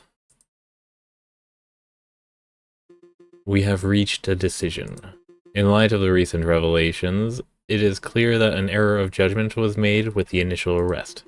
On that note, we unanimously find the defendant, Dame Cataline de Miao, to be not guilty. Well, that's good. What if it was a tryst? What if he was getting inside knowledge from Cataline? Anyways, Monsieur Falcon, Petite Sparrows, and you did it. Yeah, I suppose we did, didn't we? We should head back to the office so we can celebrate properly. You did it, Falcon. I can't take all the credit. This was a group achievement. I'm so proud of you both. I'll go get... Now she is the full benefactor. Because it's all going to her dad and then to her. I'll go get 1 bottle of wine and 3 out of our least dirty glasses. You were amazing, Monsieur Falcon. It was nothing. I very much like the way you pinned the murder on the Baron. That was an act of sheer genius. Well, I didn't pin anything. Sparrowson and I just worked at unveiling the truth given the facts of the case. Monsieur Falcon, there is no need to play coy. The case is over. Play coy. Don't tell me you're actually being sincere. I'm completely lost. Oh wow, I thought the goody-goody thing was an act, but you actually don't know. Alright, I'll spell it out for you.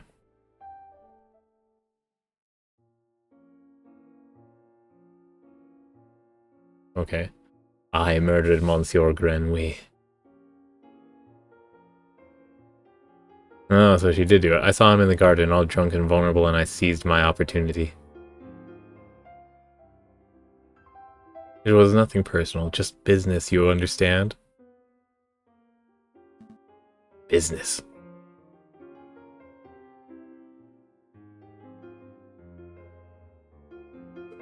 To increase my papa's share in the train company, of course. My papa always said that the drunk old frog was the weakest link. Your confession doesn't make any sense at all. I found Baron Rogile's cigar butt hidden in the garden. Oh, I put that there. I expected the police to find it, but I suppose I was putting too much faith in the brains of Paris's finest. But Falcon proved that Monsieur Robinho's photograph was edited. It was edited. I wasn't in the picture because I was busy paying a visit to the Monsieur Grenouille in the garden. My papa knew I needed an alibi, so he ordered Monsieur Rubinio to paint me over Baron Rourgile's, or over Baron Rourgile, and to add hands to the clock.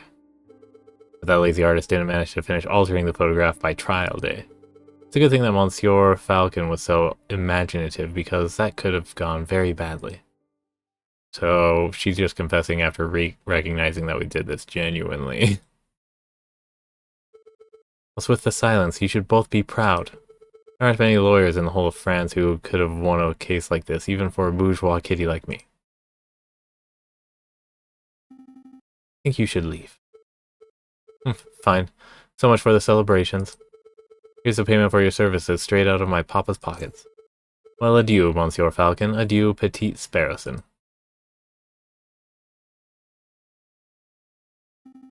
Falcon, what do we do now? So we, definitely get her arrested, right? Falcon.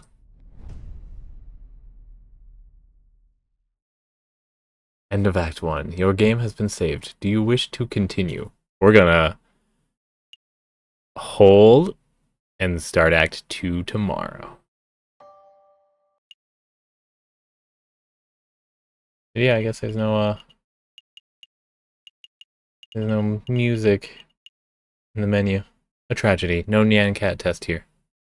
But we will also not be able to keep this as a background because we have to switch it over to Bosca Coil.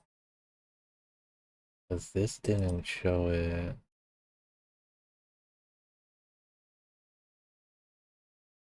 Alright. Oh, so big. Oh no. Make it stop. Make it stop. It's not that big.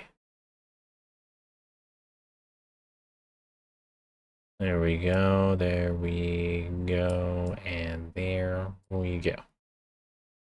Bosca Coil time. Yes. And we're exiting the game. Yeah, because it's not coming up in this one.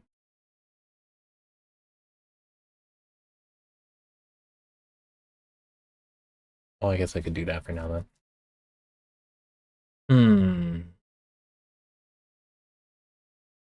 Oh yeah, let's expand it. I like that. It's actually not a bad visual aesthetic going. Alright, so League of Legends, that's this window. Drag it about here. And then, oh, it's just shy of the size. We'll go to here. Here we go. Awesome. And then exit to desktop. Now, what song are we doing? Oh, our little Puka is almost fully charged. Heck yeah. Alright. Yeah.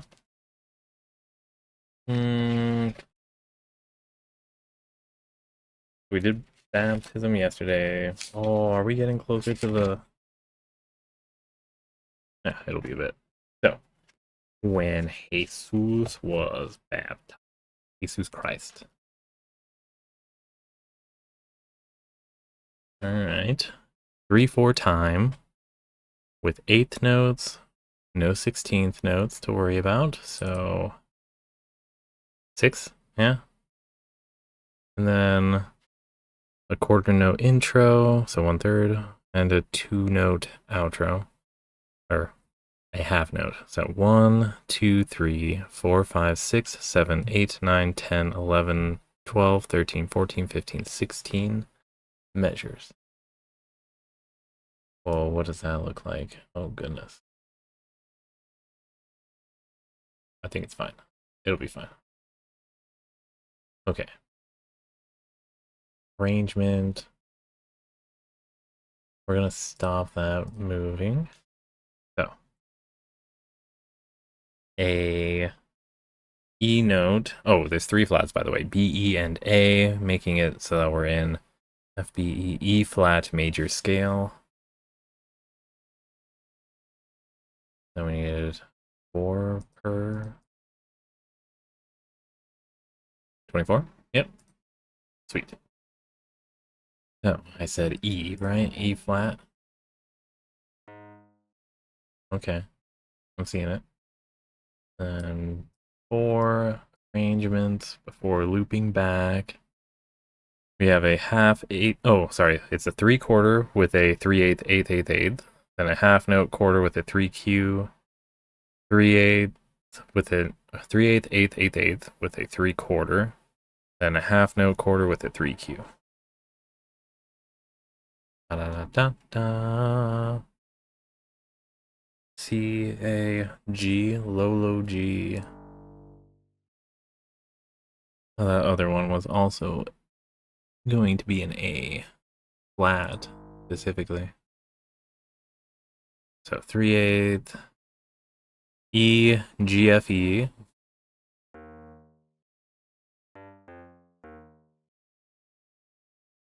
Then a half A. Does it go lower? It's in an AA. It's an AA. And the other half note, it happens to be a B. I'm assuming that quarter is a B as well. Nope, it's an E. Oh, okay. So the rest are quarters. This is all we're worrying about. There are eights. So E, D, E.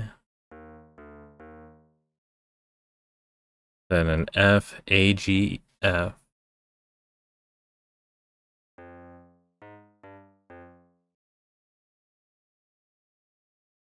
Then a F, E, G. Oh, is this an intellectual reserving? Yep, already sounded like it. So 3/4 with a 3/8, 8/8, 8, 3Q, half quarter with a 3/8, 8/8, 8, and half quarter. 3Q at E natural. And our quarters, no, 3/8 at G, BAG. Then B flat, or sorry, E flat DC. As well as a AGFF. Then an A, no, an FA CD. FA CD.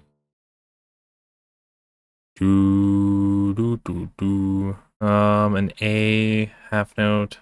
No, a B half note A quarter. I say CB. No, a BA. Yeah. Okay. Then our half quarter G, G octave.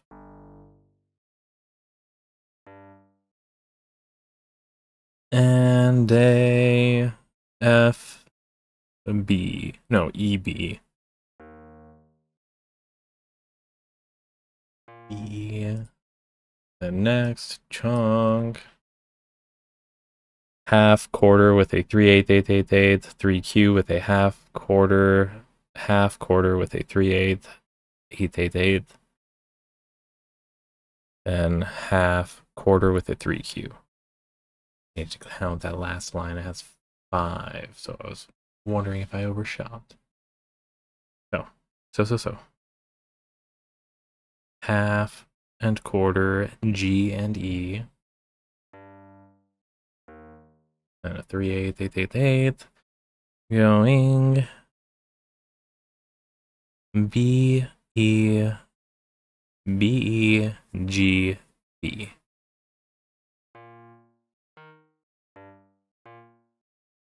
Yeah? A curious one. A curious one. Alright. Then BAA with an EE.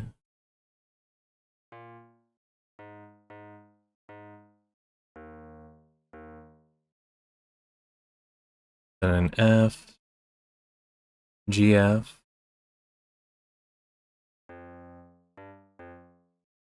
as well as a CBA.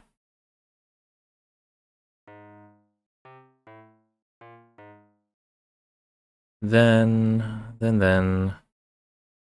an E half note quarter note with a 3Q on top, right? Yep. Going AGG.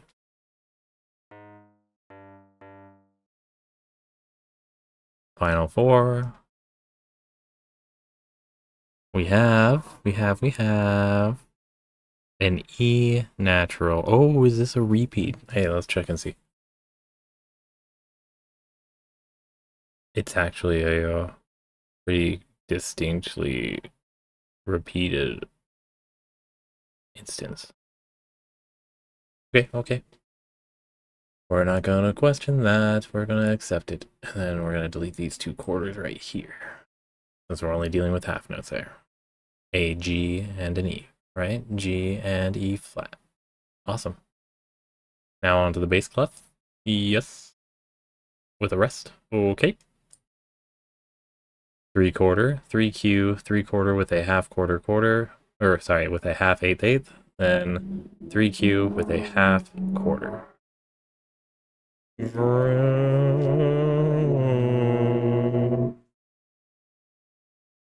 CG 3/4. Low scroll for effect.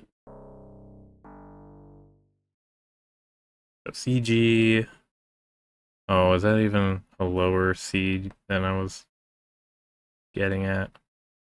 C up there would be that one, then C, then I'm in bass clef, so that's actually not a C, that's an E. Gotcha, good to know. Oops. So it's actually an E, B. Okay. Then an F, B, C. Yeah, we're changing that one to the church organs for sure. 3/4 D. Then a half, eighth, eighth, yeah. At B, C, D.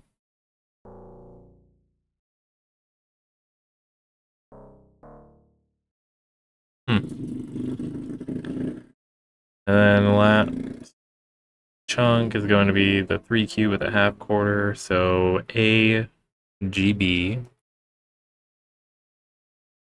Wow, that was all pretty low. And a half quarter at E, B flat.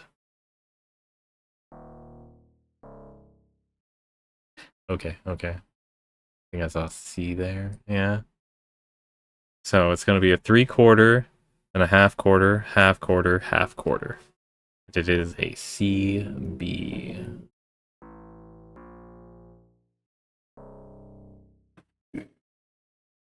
And then an FE with an A natural, A natural.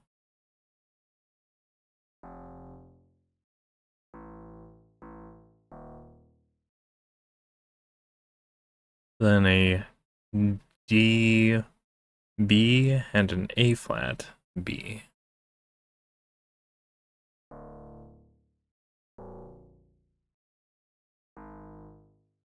Then down low. Then our quarter half going E, B, and a high E. So low. E and B. And all the way up to E. Very weird, very weird. Don't worry about it. Alright. 3Q, half quarter, 3/4, half quarter. Got it. E, B, E. And yes, I noted not to scroll for effect because it is that high. Then an F, C, C.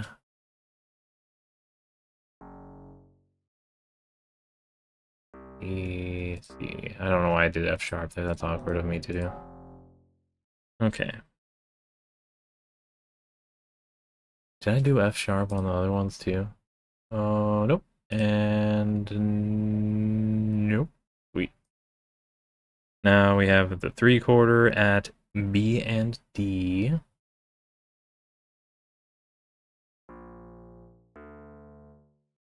Yeah, just those high ones. Yeah, okay, okay. Then an EB and a D flat B.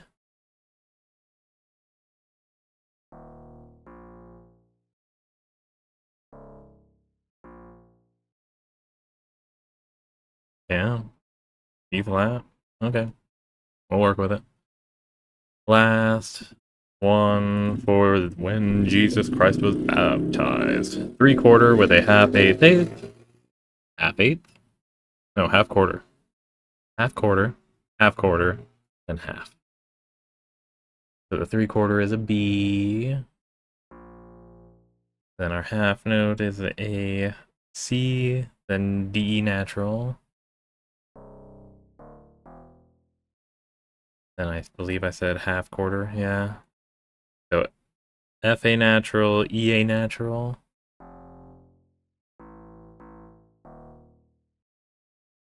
Then a D, B, and an A flat B.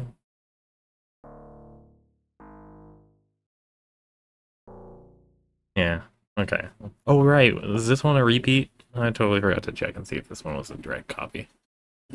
Guess we'll see after this half note in tree, which was a low E, high B, high B, low E, low B. Yeah, like that.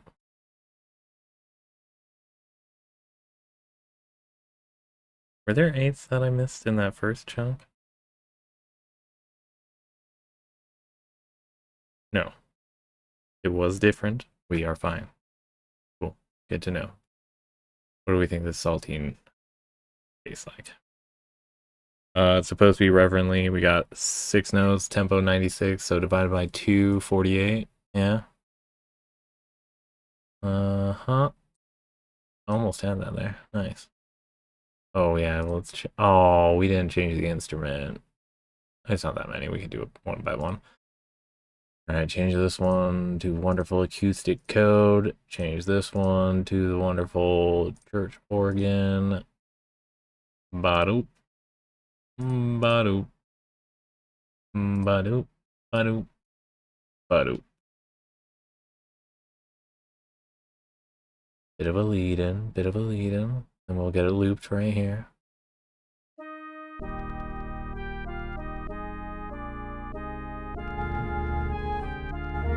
Yeah.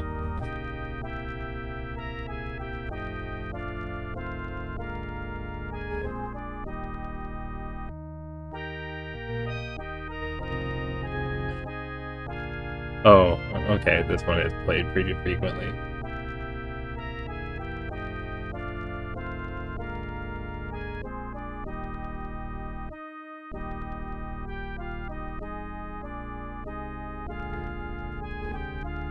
So remember, baptism as far as the Mormon church goes is a big pivotal moment that everybody goes through. Everybody. At the age of 8, if you're born into it or whatnot. And then if you're not, that's like the first, that's the, you get entry, like that's your membership pass into it if you're a convert of sorts. You're all a convert, or you're not a convert. Everybody's a convert because you aren't a member of the church until you're 8. So in the first time, if you're not innocent and being protected by the church, you know, as they should be doing, instead of being like, ah, woe is us, we can't do anything to help, oh, hands are tied. Since that's not the case, that means that the kids up to 8 years old are sinning heathens. Yeah, I think that's the understanding that they would land on. And it's just a task of keeping them alive until they're 8, and then you get to totally dictate to them what is right and wrong. Oh no, is this getting torn? I think it's gonna happen soon. Alright. Well, the lyrics. Oh yeah, again, this is Intellectual Reserve Inc., that wonderful copywriting division of the church. Words and music by Gene P. Lawler, born 1924, copyrighted 1977 and 1989. Multiple times over. They got a lot of traction out of this material, then I would assume. Why they wanted to tweak the wheels even further. Get 2 different copyrights 12 years apart. So, the lyrics go, when Jesus Christ was baptized down in the river Jordan, so canonized lore and everything, it happened in 2 different ones, so it's the river Jordan, that's for sure. 3 members of the Godhood were present there in love. Oh yeah, remember the Godhead. It's something that Catholics, in a large instance, believe are the same instance, right? And then maybe some denominational rifts on that point, but then the Mormon Church specifically believes that they're 3 separate entities. That's where the Holy Ghost comes in. It's learning to externalize your self-conscience into 3 separate entities as opposed to 1 singular entity that they're trying to achieve there. Split God open, maybe see if they can't get some inscription in there of their own making. What better than to infect God, right? Anyways, so yeah, Godhood. You got the Holy Ghost, you got Jesus, and then God, right? Those 3 dudes. Because the Holy Ghost is a dude too. Can't tell. But it's also not you. Like that voice that you hear in your head that tells you to do things in a good way, that makes you feel rewarded when you listen to it because it was you figuring out, oh, okay, this is actually a good outcome. And then you work on that good outcome, and it's satisfying to see it worked out in that way. They say that's the Holy Spirit, as opposed to you having a cathartic release of cause and effectal understanding. Fun stuff. Fun stuff. And then when it goes wrong, you needed that Jesus to die for your sins. Because God is a unmerciful proctor of a test. That's how it is understood, right? Boring shit. So, 3 members of the Godhood were present there in love. The Father spoke from heaven when Jesus Christ was baptized. The Holy Ghost descended as gently as a dove. They were all there. It's not like it was anything... No, this was actually a very special moment because they weren't all together in the first place. But in this very small moment, they were there. A different moment from when he was dead and everybody was gone. Anyways, second verse, and now when I am baptized, so shifting from, the Jesus flashback to you in the present as a kid. Primary songs, remember. And now when I am baptized, I'll follow his example, be baptized by immersion through sacred priesthood power, blah, blah, blah, blah. Then I will be a member of Heavenly Father's kingdom and have the Holy Spirit to guide me every hour. And again, it's like that wasn't the case beforehand. Jesus was just like, nah, fuck you guys. Until he said, oh, okay, I fuck with you guys. Like the missionaries as they come to your door, because that's the only standardized version of them saying that this is a successful thing. Because again, it's the easiest way to extract money from the families. Oh yeah, you're obligated to go serve time for the church, and you're also obligated to pay your way for that service. And it's also arbitrarily decided on how much these terms of service are going to cost. We like to cut a lot of corners on that. So, where does that money necessarily go that you raise for this opportunity that we demand of you? It's an opportunity that we demand of you. As opposed to it just being superseded by it being a demand. And then, yeah, where does that money go? It's so much. All for people to act as door-to-door salesmen. Anyways, yeah, that's that song. Blah, blah, blah, blah, blah. Saving away when Jesus Christ was baptized. That's a Z. Gotcha. Not many words with Z that you get. That's a fun one. Alright. New song. Green Book song. Do do do do do do do. Little Puka Huddle. Huddle. We're eager for a green light. So, next song that we have is Great God, Attend While Zion Signs. What the hell? This is an old one. We're definitely going to look up the original text to find out where they did any changes. Seems like they might have gotten somebody interesting for the tune, too. It's not directly tied to the Bible as far as or not the Bible, the Book of Mormon, as some of these verses go, so that's nice to know. Means that there's probably more intent, less indoctrinated or esoteric versions, understandings to be dealt with. So, 3/4 time, we have B, E, A, and D flats to worry about, meaning that this is a A flat major scale. Okay, you okay? Okay. Sit around. So we have a quarter note intro, quarter note outro. We have 16th notes to worry about. Not seeing any. Gonna lock that in as a final answer. So 6 per measure and 24 per, because I'm assuming we're going to have a division of 4 for the total measures. Let's find out. 1, 2, 3, 4, 5, 6, 7, 8, 9, 10, 11, 12, 13, 14, 15, 16 measures. Awesomely correct. So, 8/8 out or intro. We're paying attention to the bead. Remember, it's B-E-A-D for the flats. So, starting low in the treble clef. We're gonna go A-B and C-D.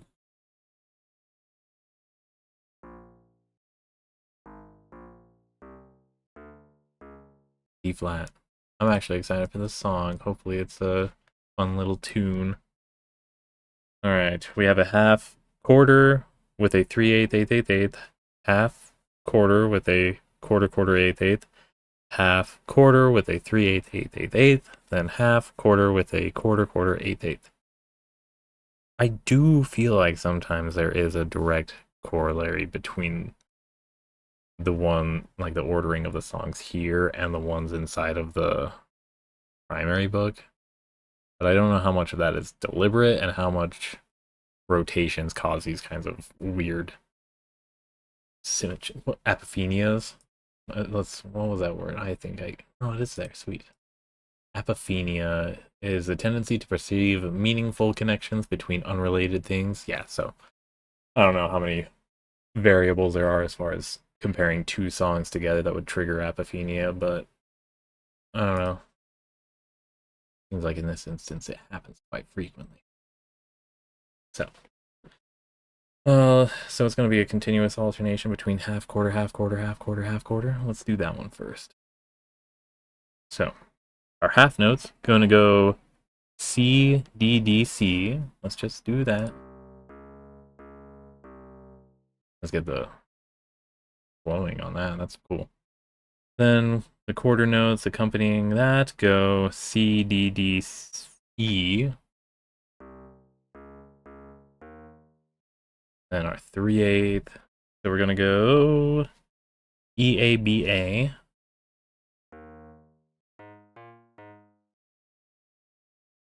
Then a G, G, A.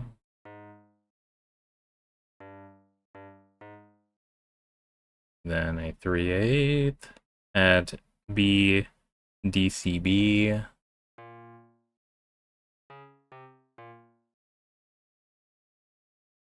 Followed by a B, A, G, a bag.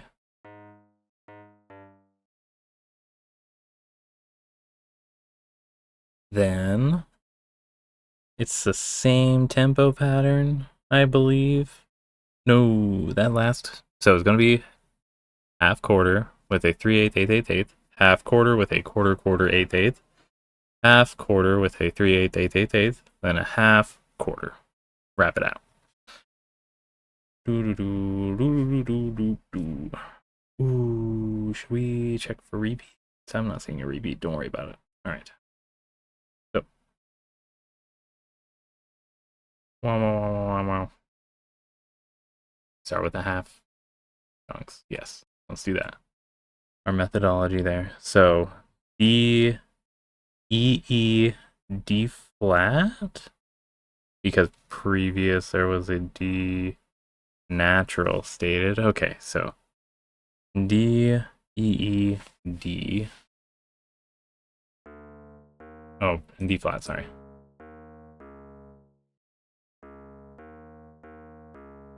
Yeah, all right.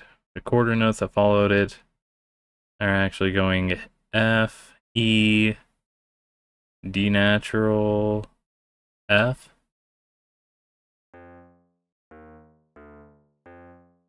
Okay. Now for the 3/8 situations. F, G, C, B.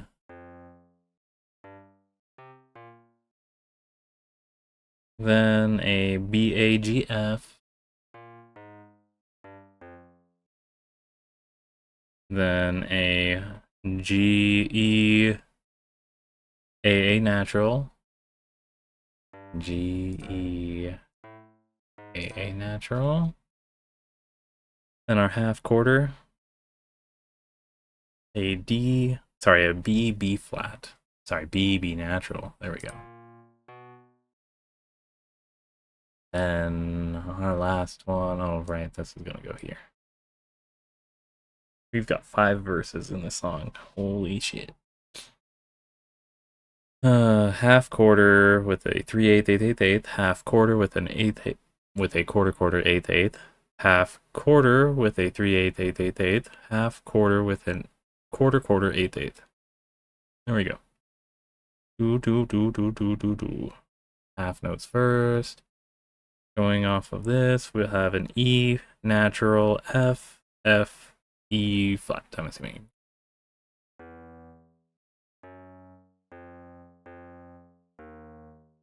And our quarter notes is an E natural, F, F flat, E flat. Wait. Ooh. Yeah? I believe that's what I said. How cool. Alright. Back on track. 3/8 with the 8th unlocked. We'll go. C, D, C, B.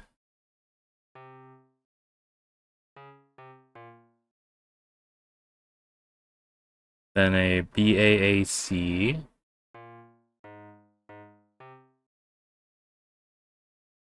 Then a D, F, D, C.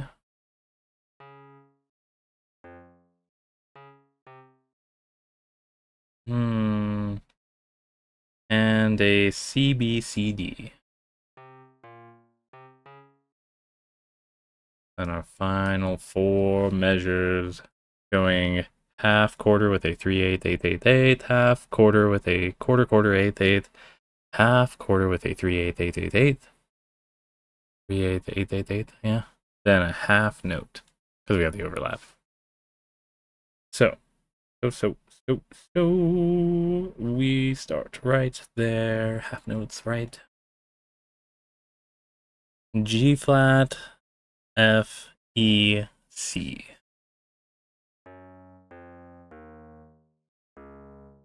D natural. Da da da da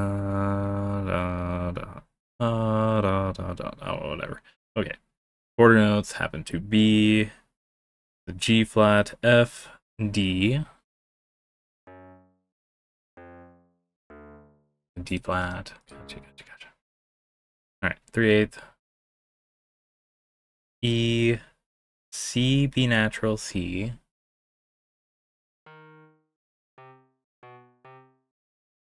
That's gonna sound interesting. Then an EDFG? No, EDFG natural.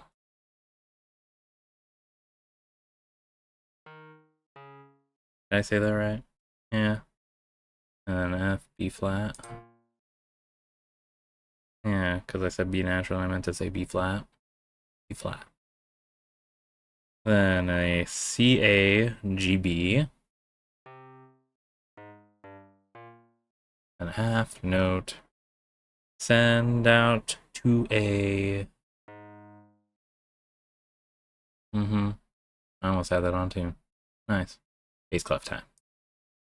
Does have an intro, so we'll start there. Place also here. Instrument change to maybe synth bass. Yeah, actually, how low does it go? That's better. It works. Yeah, it works. Alright. So a quarter note intro at A and E.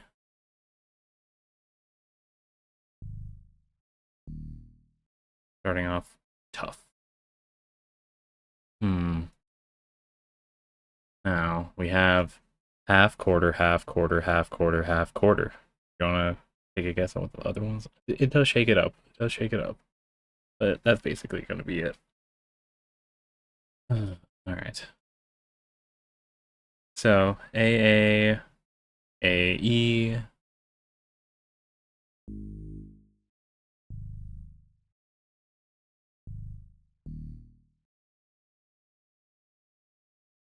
Then a B, E.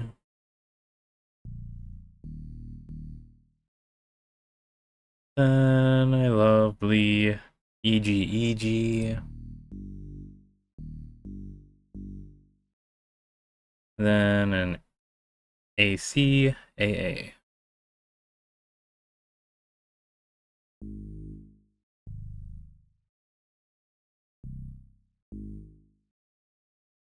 Correct.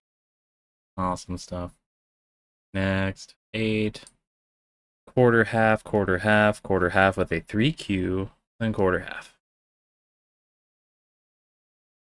So, it's gonna be a DA.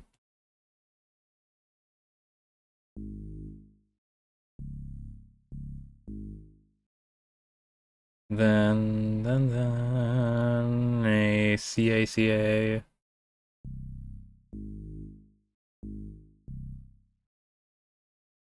Followed by a BB and a BGF.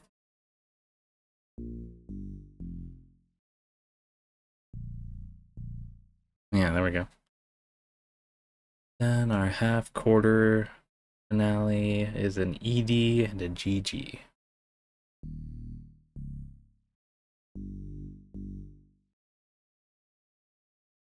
9. Done deal. That's the size. So we have half quarter with a half eighth, half quarter with a 3Q. That'll be a CC and a GC.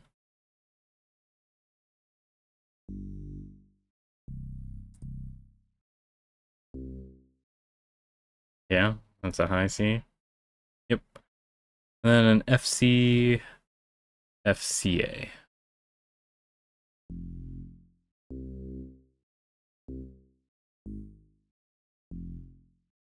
Yeah, yeah. All right. BB and a BB octave. Gotcha. Good stuff. B, B, B, B, B. Then we go ED and a AGG.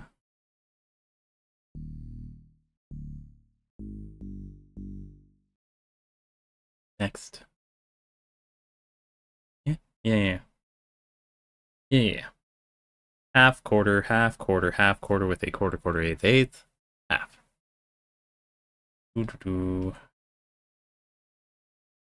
CC and an A natural.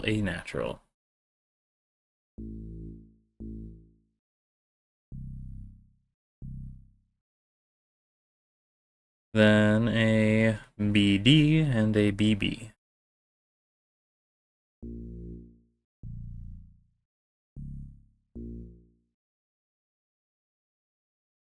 Then we go EE.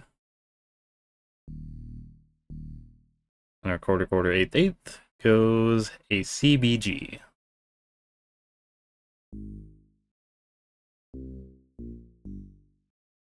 And our half note, end it all, goes a octave.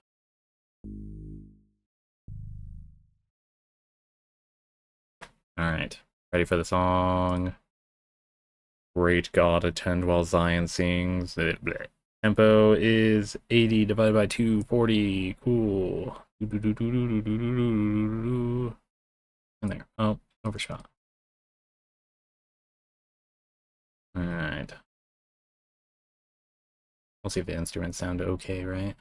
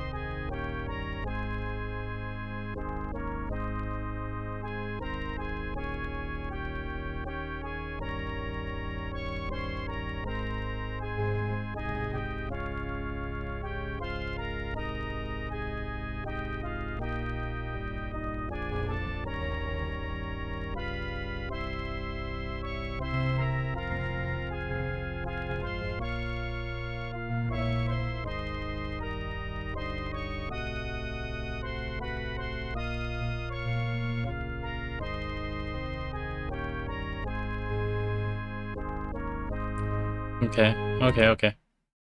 Not a bad one. We'll have to find out who the music Joseph J. Daines is. Not part of the Intellectual Reserve Inc., the LDS proper. Otherwise, I feel like they'd want to get this one copyrighted because they're, what is it, covetous assholes over at the church? Yeah, something along that description line would be appropriate. So, great God, attend while Zion sings.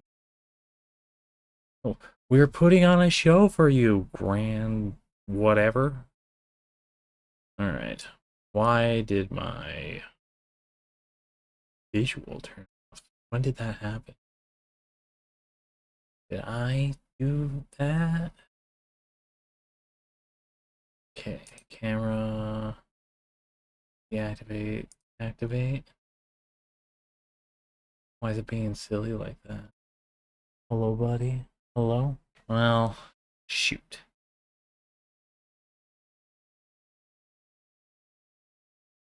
Shoot, gosh dang, and nasty. What are you trying to tell me on my thing? Complete common tasks or access basic settings. Try typing an action like print to print a page or clear to clear your history. Cool, I just was typing the song.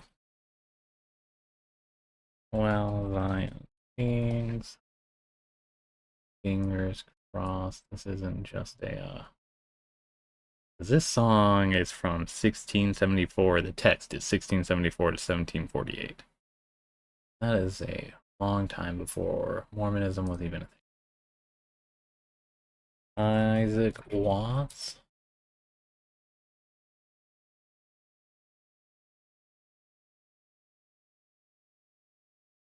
Does a hymnary have him? The Psalms and Hymns of Isaac Watts. Psalm 175. Psalm 84, Part 2. Okay. I like this source being printed in 1808, 6 years after 60 years after the guy's death. That's cool. Hmm. Dang, I guess we got no video going anymore. It's a tragedy, I'm sure.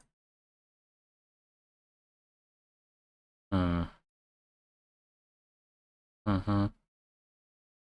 Well, anyways, we're looking for hymns or text.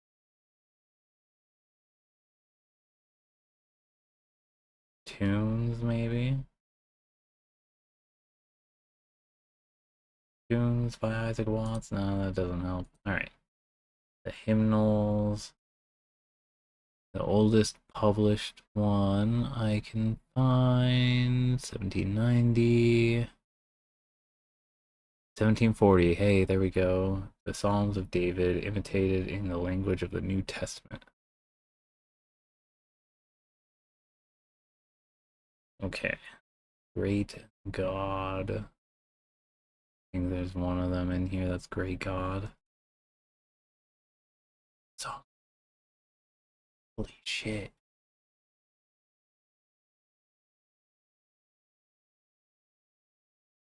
Okay, there's two. Great God, the heavens well-ordered frame. That's on this one page. Let's go to the next page. Great God, indulge my humble claim, or great God, whose universal sway. We're looking for attend while Zion, right? Okay.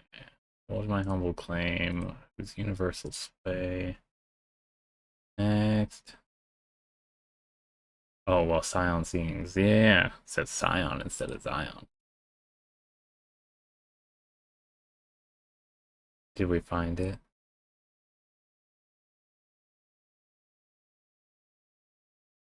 Well, Sion things. The typo? Okay. I'm so devastated about my webcam. Oh man. Well, the lyrics. Let's get to it, and then we'll go with the ones inside the green book, and then we'll compare it to the 1740s print when this guy was 70 years old of his text. Yeah. 1740. Damn, that guy was old. Alright, so it definitely did have it, though. That's awesome to know. So, lyrics go, great God, attend while Zion sings the joy that from thy presence springs. Again, we're singing about how happy we are. It's awesome. We're singing, we're hyping this moment up. It's the best. It's like making a song in summer. It's just like, no, let's go deeper. Let's go more meme. It's Rachel Black saying it's Friday, Friday, Friday. Like, that's, yes, it is a song. Cool. I'm glad that we are observing this fact in a happy way, a happy manner. Awesome stuff. Why were they using F's as paraphrased in this book? Alright, let me see if I can pull up the image since you guys can't see. It's all about me here. It's all about me. So, league video. We switched it over to iTunes, but instead, what if we changed it over to the window? Audacity, not. It's gonna be the Firefox. Do I not have a window for pulling up the Firefox? That's so curious. Huh. That is very, very curious. Nope, nope, that's not it. I don't see an option to select my web browser. A curious situation here. Well, because it's not a game, I guess that's how I would track it. Alright, well, instead of... Found it. Okay, cool. That's so big. Oh, goodness. Love to see it.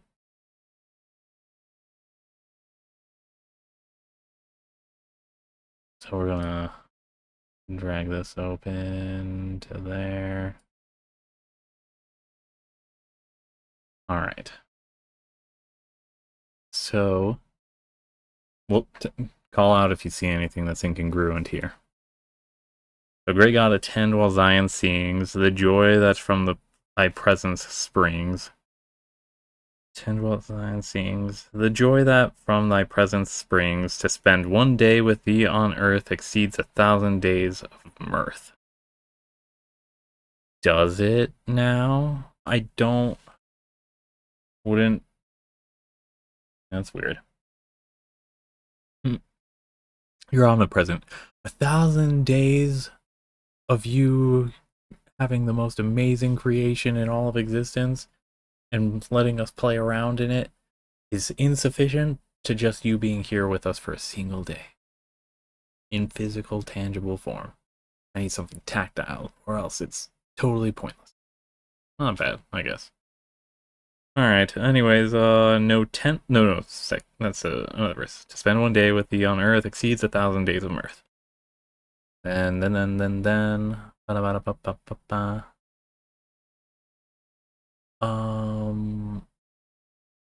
It's getting distracted by the nice little whooshy colors. Okay, cool. Behind the text. Sorry, I'm looking at the pages and it's awesome to see.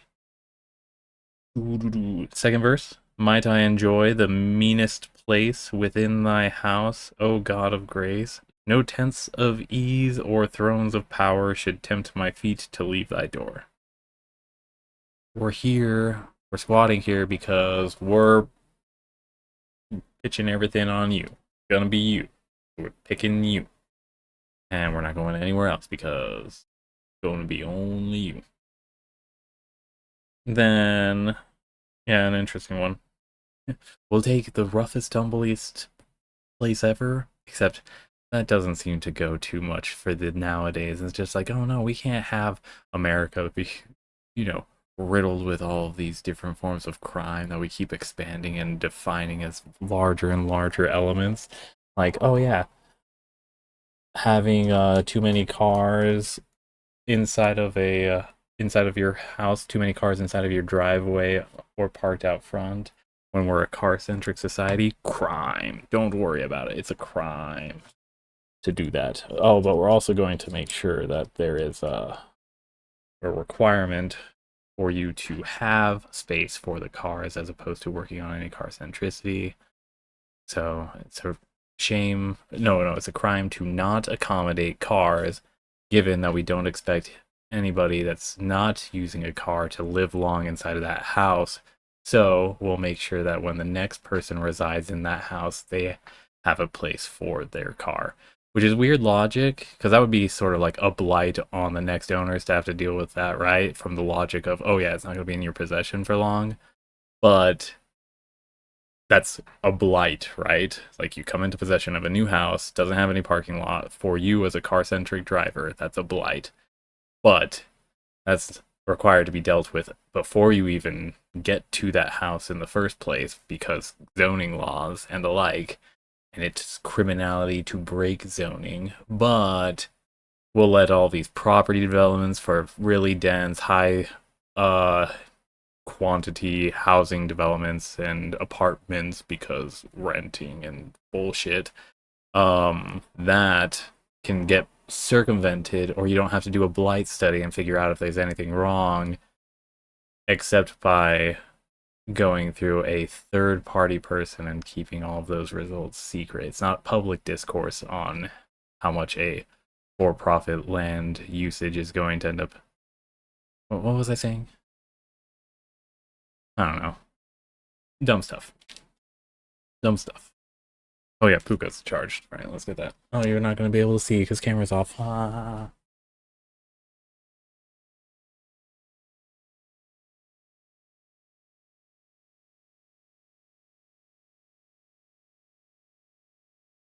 Well, if the camera ever comes back on, you'll be able to see Puka in its wonderful glory.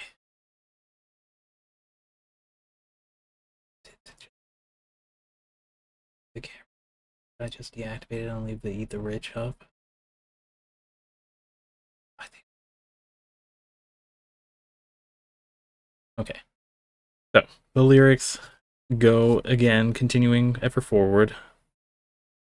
So you're not getting tempted. You're gonna continue squatting outside that house no matter what. Seems to be that's why you would want to take care of everybody. But that's too close to, communism, which is atheistic blasphemy. Not believing in the good God of the dollar bill. But yeah, that's you want everybody to feel better because you're gonna be staying there no matter what. So work on making things not exclusionary, inclusionary, and then including I don't know, everybody that will be coming and feeling the same way as you. So God is our sun, he makes our day. Very literal statement for some people, right? Not Christians, so they don't actually mean that. It's not a capital sun.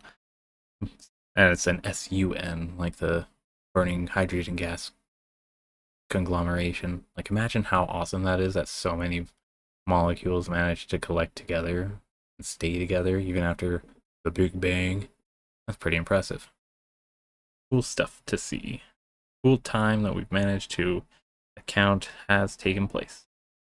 But anyways, yeah, he is our sun, he makes our day, God is our shield, he guards our way from all assaults of hell and sin, from foes without and fears within. Remember, you're beset on all sides by enemies of God, not yourself, but God. So, he'll be your shield. Kekai, a barrier around yourself. Don't worry about it. It'll be perfect. Isolate yourself further and further from the evils, and then when you die, you'll get instantiated as that. Is that the game? I don't know. Anyways, next we have. Wait, was that the last verse there? From foes without fear, or from foes without and fears within. Yes. So fourth verse. All needful grace will God bestow, and crown that grace with glory too. All needful grace will God bestow. Oh yeah, so what is needed? But it's needful grace. Oh, okay, so you don't have to worry about being, what is it, a redneck from the boonies, or being barbarous or anything like that. You're not a barbarian. God will bestow the needful amount of grace and crown that grace with glory too. He'll hype it up to be awesome for everybody that you're introduced with. That sounds fine. He gives us all things and withholds no blessings due to upright souls. Because there are good people, he keeps bringing the blessings. They just keep coming because there are good people paying it forward. Jesus basically made it so that God isn't going to have to absolutely lay waste to the entire earth, right? If you're like the crazy apocalypse, wrathful, mighty God kind of Christian fanatic.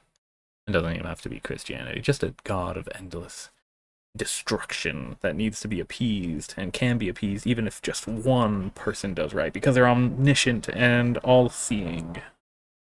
Yeah. All due to upright souls.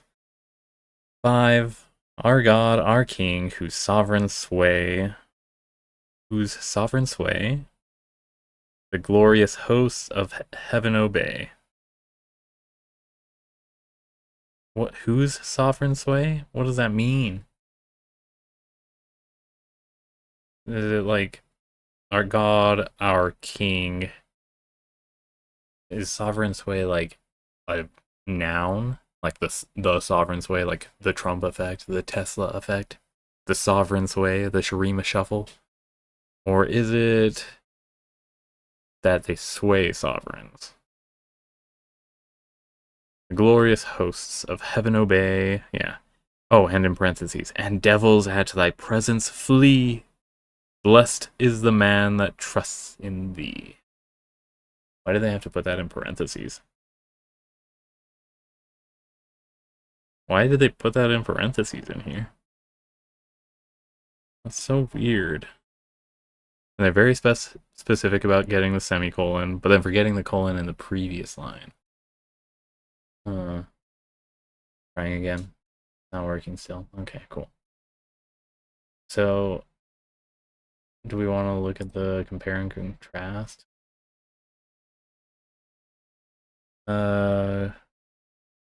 Great God, attend while Zion sings. The joy. In this one, in the original, it's a capital J. And here it's just lowercase joy. The joy, and then no comma. That, was that comma on the previous page? That from thy preference?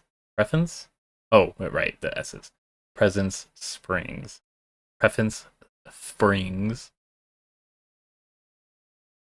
To spend one day with thee on earth exceeds 1,000 days of mirth. Lowercase mirth, lowercase days. Right? Yep. Might I enjoy the meanest place within the house of God of grace, or within the house, O God of grace. Not tents of ease? What? No tents, not tents of ease, nor thrones of power should tempt my feet to leave thy door. As opposed to no tent, not tent. God is our sun. He makes our day. God is our shield. He guards our way from all the faults. Oh, they changed that one. What? Oh, assault. A fault sounds cool as a word. From all the assaults of hell and sin.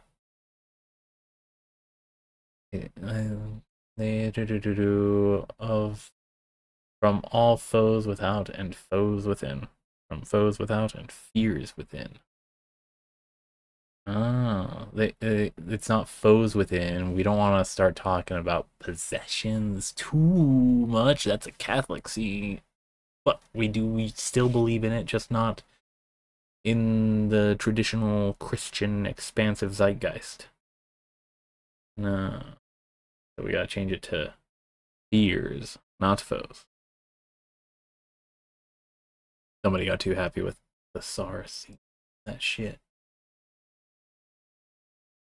My bad. I'm gonna keep trying to toggle that on and off. Oh well.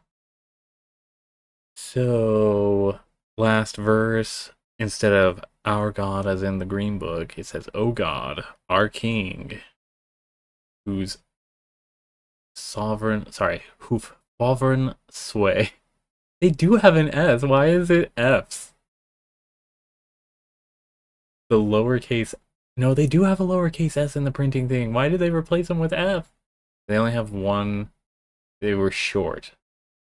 So they did not have enough s's stocked up for each of these pages they were printing. That's the only thing I can think of from 1740 as an issue here. Because withholds has an S right here, but then you get to offering the Hof. Oh, it's an L? Is that an L? Don't they have any better L's? Yeah, they have an L right here that looks like not an F right here. Huh. Okay. Hoof. Offering sway, the glorious hosts of heaven obey. Hosts. And devils at thy presence flee. Blessed is the man that trusts in thee. See, there's an S even in this one. That's so silly. That's so silly. Oh goodness. Oh goodness. Yeah, no parentheses. That's weird. Paraphrased in common meter. Yeah, not any changes. Okay, cool on. I mean, there are changes. And again, there seem to be interesting ones. Bows on the interior. Sacrilege. Well, we found it. We found it. And with that, we're going to end it. End this stream. video footage went out. Everything went out. It's a good time to be like, hey, let's do something else. So it'll not be this. Have a good one out there. Take care, stay safe, good luck, have fun. See you tomorrow for another case that we will be dealing with, a court case in Aviary Attorney. See you tomorrow.